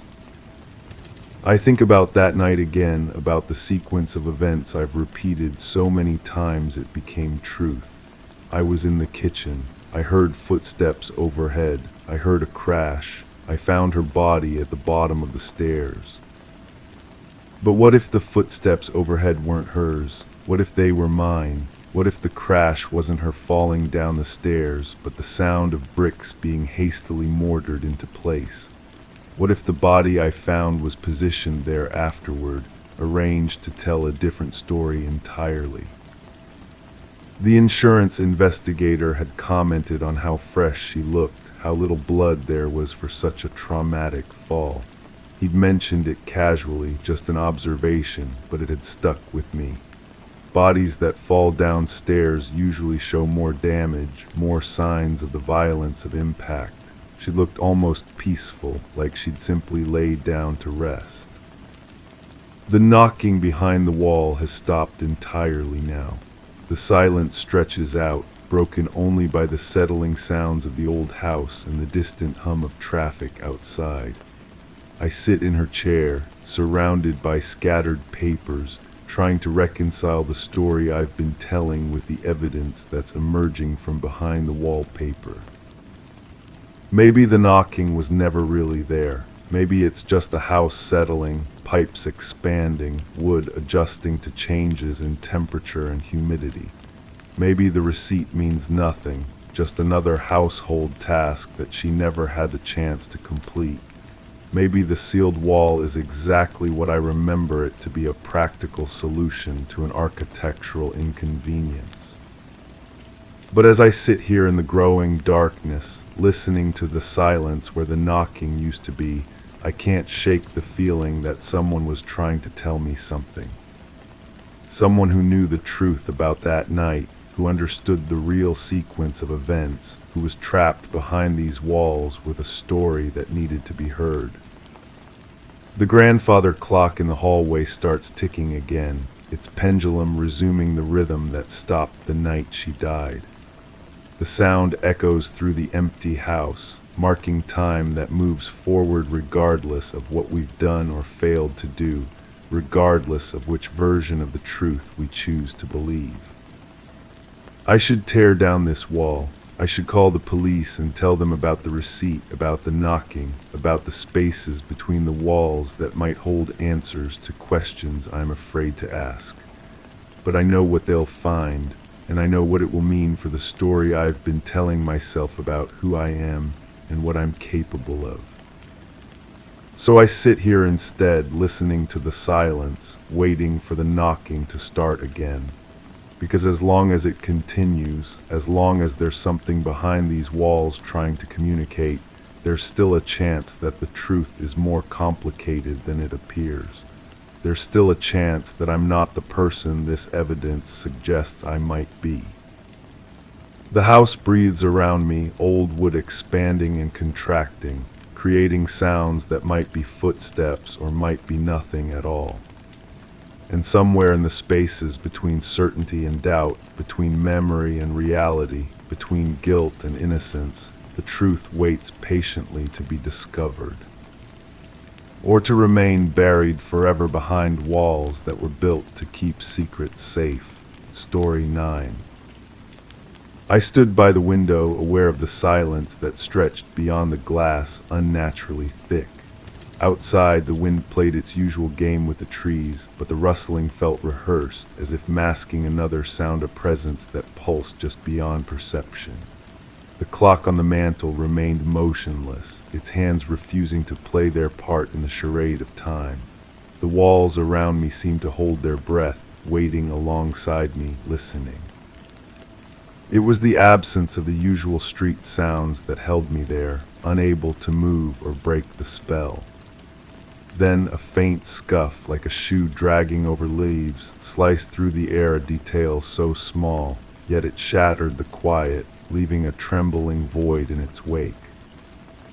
The coffee cup sits on the kitchen counter, its rim stained with lipstick that isn't mine.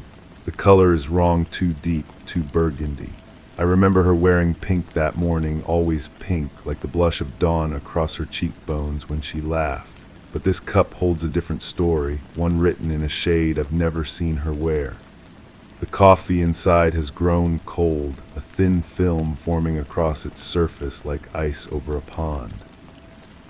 Steam no longer rises from its depths, and I wonder how long it has been sitting there, waiting for lips that may never return to claim it.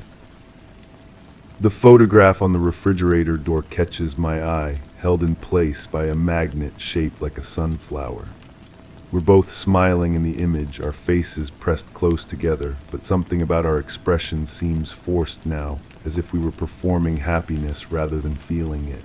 Her eyes don't quite meet the camera, and my own smile appears stretched too wide, like a mask pulled tight across my features. The edges of the photograph have begun to curl, and a small tear runs through the corner, bisecting my left shoulder and making me appear incomplete. The telephone on the wall hangs silent, its receiver cradled in place. The cord spirals down in perfect loops, undisturbed. I remember the weight of it in my hand during our last conversation, how the plastic grew warm against my ear as her voice grew distant, distracted. She mentioned something about staying late, about papers to grade and meetings to attend. Her words came through the wire with a hollow quality, as if she were speaking from the bottom of a well. The dial tone that followed seemed to echo longer than usual, a monotone dirge that filled the kitchen with its emptiness. The car keys rest on the hook by the door, both sets hanging in their designated spots. Mine dangle from a keychain she gave me, a small metal heart with our initials scratched into its surface. Hers hang from a simple ring, unadorned and practical. The sight of them there together should comfort me, but instead it sends a chill through my chest. If her keys are here, how did she leave? The question forms slowly, like ice crystals gathering on glass, and I find myself staring at those keys as if they might provide an answer I'm not sure I want to hear. The bedroom upstairs holds the scent of her perfume, that delicate floral fragrance she wore every morning like a ritual. But underneath it lurks something else, something metallic and sharp that makes my nostrils flare. The bed remains unmade from that final morning, the sheets twisted and pulled to one side as if someone had left in haste. Her pillow still bears the impression of her head, a shallow depression that I dare not disturb. The closet door stands slightly ajar, and I can see her clothes hanging in neat rows, waiting patiently for her return. The bathroom mirror reflects my face, but the image seems foreign, as if I'm looking at a stranger wearing my features. Dark circles ring my eyes, and my skin has taken on a grayish pallor that speaks of sleepless nights and forgotten meals. The medicine cabinet behind the mirror contains the usual items: toothpaste, aspirin, her birth control pills. The pill dispenser sits half empty, the small compartments for the remaining days still filled with their tiny white promises. She was always meticulous about taking them, never missing a day, yet here they sit, abandoned mid-cycle. The basement door creaks when I open it, the hinges protesting with a rusty groan that echoes down the wooden steps. The air below carries a dampness that clings to my skin, and the single bulb that illuminates the space casts harsh shadows across the concrete walls. Cardboard boxes line the shelves, filled with the detritus of our shared life, old photo albums, holiday decorations, books we'd promised to read someday. In the corner stands a shovel, its blade caked with dried earth, though I can't remember the last time either of us worked in the garden. The garden itself has begun to wither without her attention. She was the one with the green thumb, the one who coaxed life from the soil with gentle hands and whispered encouragements. The roses she planted near the back fence have started to droop, their petals falling like tears onto the mulch below. The vegetable patch shows signs of neglect, weeds creeping between the rows of tomatoes and peppers she had tended so carefully. Near the far corner, the earth appears disturbed, as if someone had been digging recently, though the memory of why escapes me like smoke. The neighbor's dog has been barking more frequently, its sharp yips cutting through the afternoon air with increasing urgency. The animal seems agitated, pacing along the fence line that separates our properties, its nose pressed close to the ground as if following some invisible trail. When I approach the fence, the dog retreats, its tail tucked low and its eyes wide with what looks like fear. The neighbor himself has been watching from his kitchen window, his face partially obscured by the curtains, but I can feel his gaze following my movements around the yard. The police officer's business card sits on my desk, its edges slightly bent from where I've handled it repeatedly. The paper has absorbed the oils from my fingertips, leaving faint smudges across the printed text.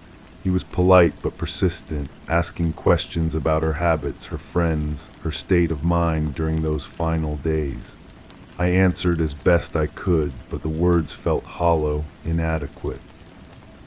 He mentioned that missing persons cases often resolve themselves, that people sometimes need space to think, to breathe. His smile was meant to be reassuring, but it never quite reached his eyes. The answering machine blinks steadily, its red light pulsing like a heartbeat in the darkened living room. The messages pile up: her sister wondering why she hasn't returned calls, colleagues asking about missed meetings, friends inquiring about canceled plans. Each voice carries a thread of concern that grows thicker with each passing day. I've listened to them all, rewinding and playing them back until the words lose their meaning and become mere sounds, empty syllables that fill the silence without providing answers. The newspaper clipping lies folded in my wallet, the ink beginning to fade from repeated handling. The headline speaks of a body found near the river, unidentified and decomposed beyond easy recognition. The article is brief, clinical in its description of the discovery, but something about it draws me back again and again. The details are vague: female, approximate age range that could include her, no immediate signs of identification. The police are asking for anyone with information to come forward, but what information do I have to give? The wedding ring on my finger feels heavier than it once did, its gold band seeming to tighten around my skin with each passing hour. I twist it absently, feeling the smooth metal rotate against flesh that has grown pale beneath its constant presence. The inscription inside is worn nearly smooth, the words we chose with such care now barely legible. Sometimes I catch myself spinning it like a prayer wheel, as if the repetitive motion might somehow bring her back or erase the growing certainty that she won't be coming home. The dreams come in fragments now, disconnected images that slip away upon waking like water through cupped hands. I see her face, but it's wrong, somehow too pale, too still. Her eyes are closed, and no matter how loudly I call her name in these nocturnal visions, she doesn't respond. Sometimes there's dirt involved, dark earth that clings to my hands and fills my mouth with its bitter taste.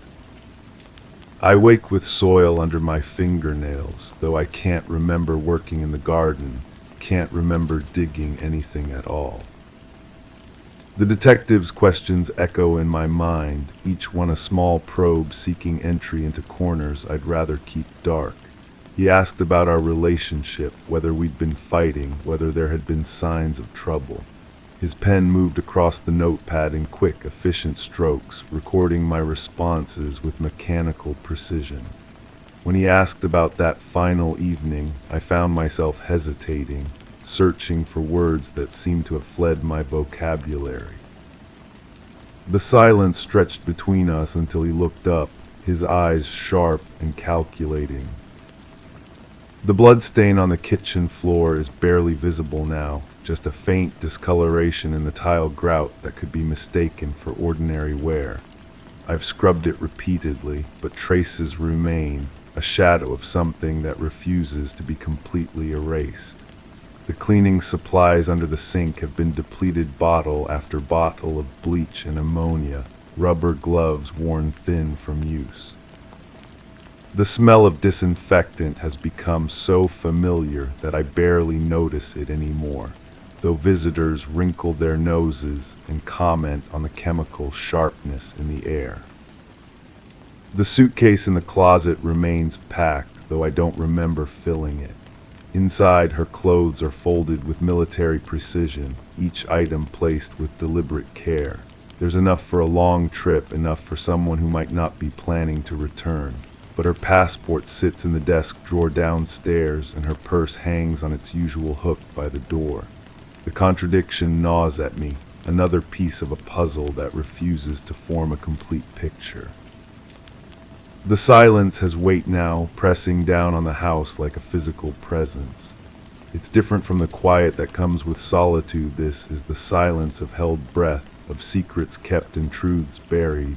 Even the walls seem to participate, their paint appearing to shift and ripple when I'm not looking directly at them.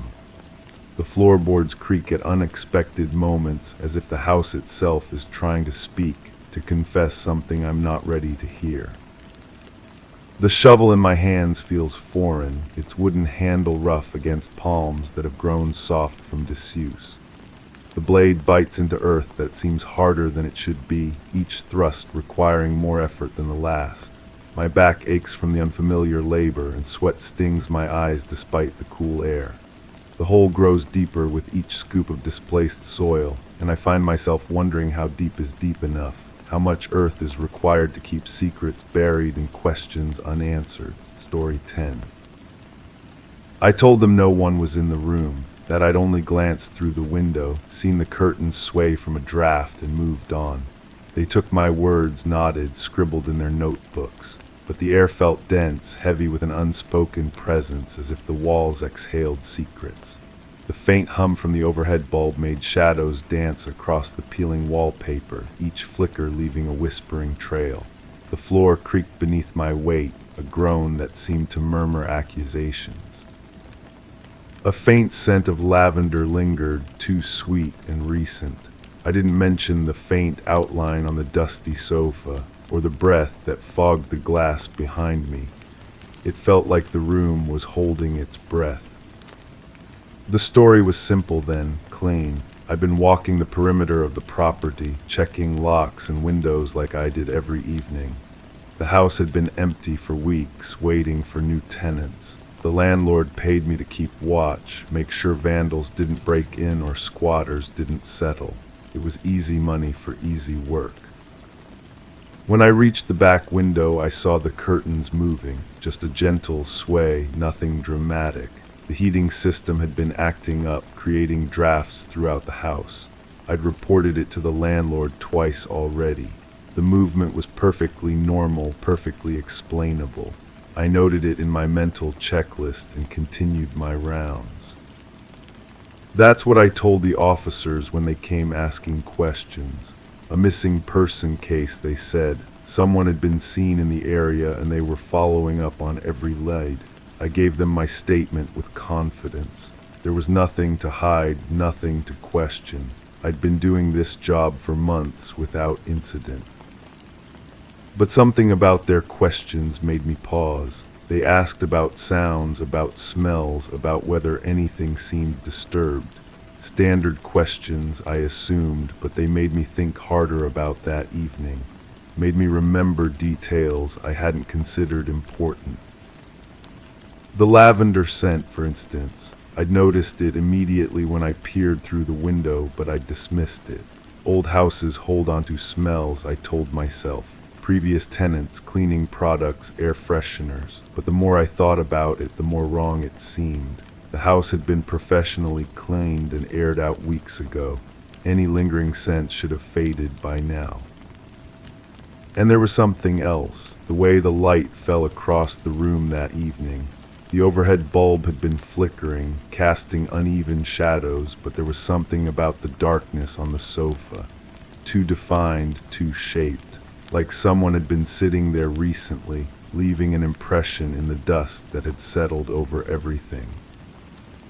I started going over that evening again and again, pulling apart each moment, each sensation. The officers had moved on, satisfied with my statement, but I couldn't let it go. Something had been off and I'd missed it or ignored it.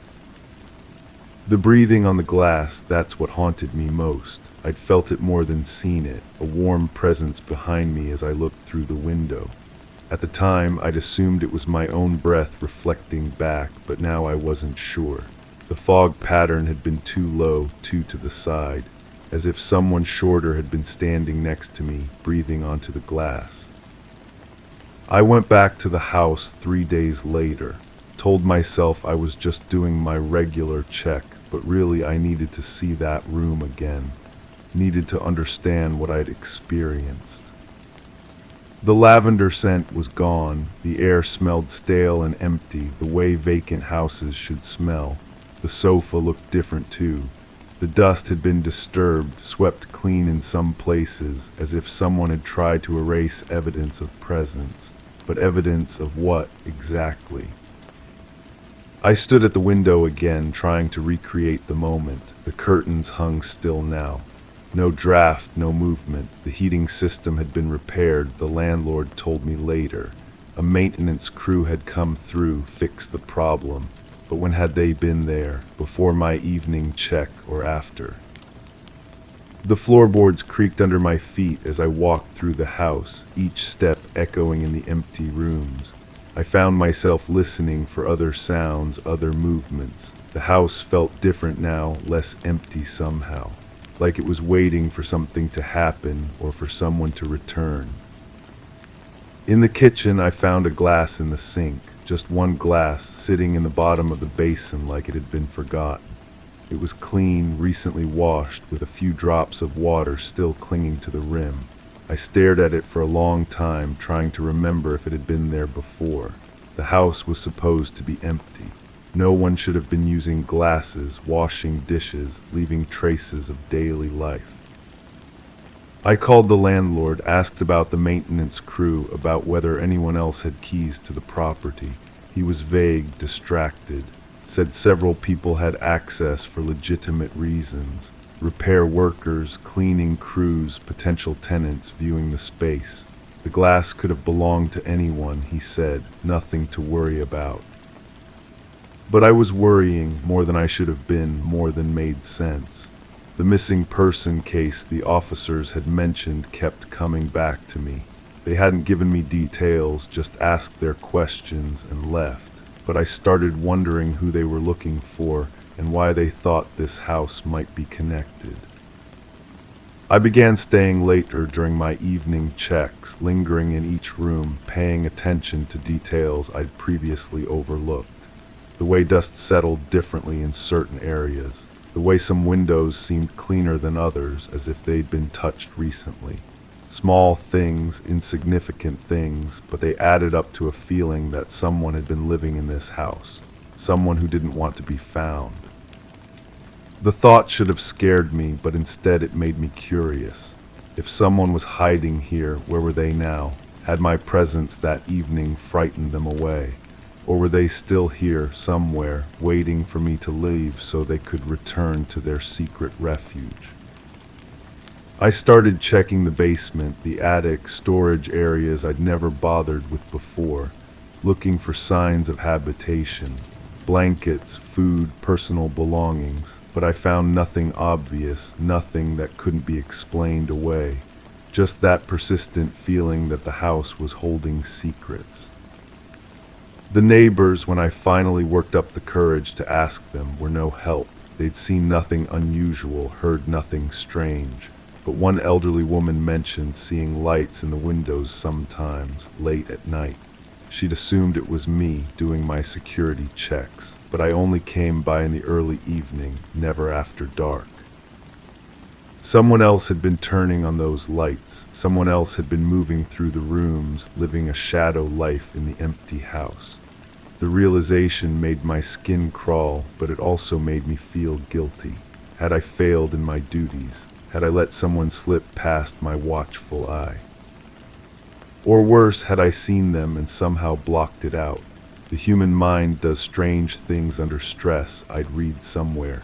Creates false memories, suppresses traumatic experiences, rearranges events to make them more bearable. What if I had seen someone in that room, but my brain had decided I couldn't handle the truth? The more I thought about it, the more uncertain I became about everything. My memory of that evening started to shift and blur.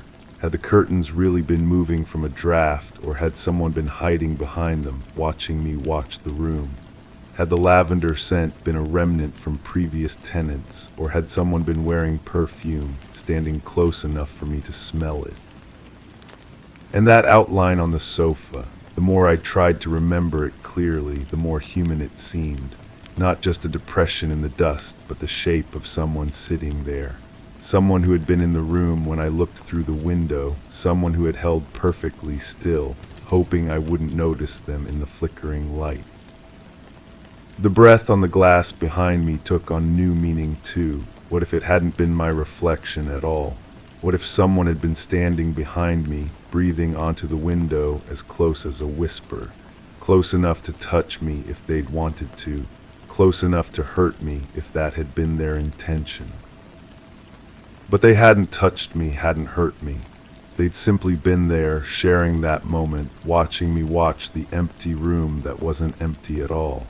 Two people standing at a window, both pretending the other didn't exist.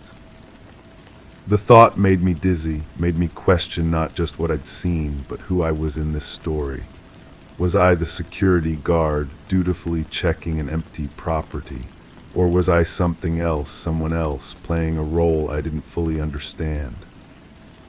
The missing person case haunted me now. What if the person they were looking for wasn't hiding in the house? What if they were me? What if I was the one who had been missing, and the security guard story was just something my mind had created to make sense of being found in a place I shouldn't have been? The officers had asked me about sounds, about smells, about whether anything seemed disturbed, but they'd also watched my face carefully when I answered, as if they were looking for signs of deception, or signs of confusion, signs that I might not be telling them the truth because I didn't know what the truth was. I went back to the house one more time, but now I wasn't sure why. Was I checking on the property, or was I returning home? The key turned easily in my hand as if I'd used it 1,000 times before. The rooms felt familiar in a way that went beyond my security rounds. Like I'd walked these halls in darkness, like I'd sat on that dusty sofa, like I'd breathed onto that window from the inside, watching for someone to come looking for me.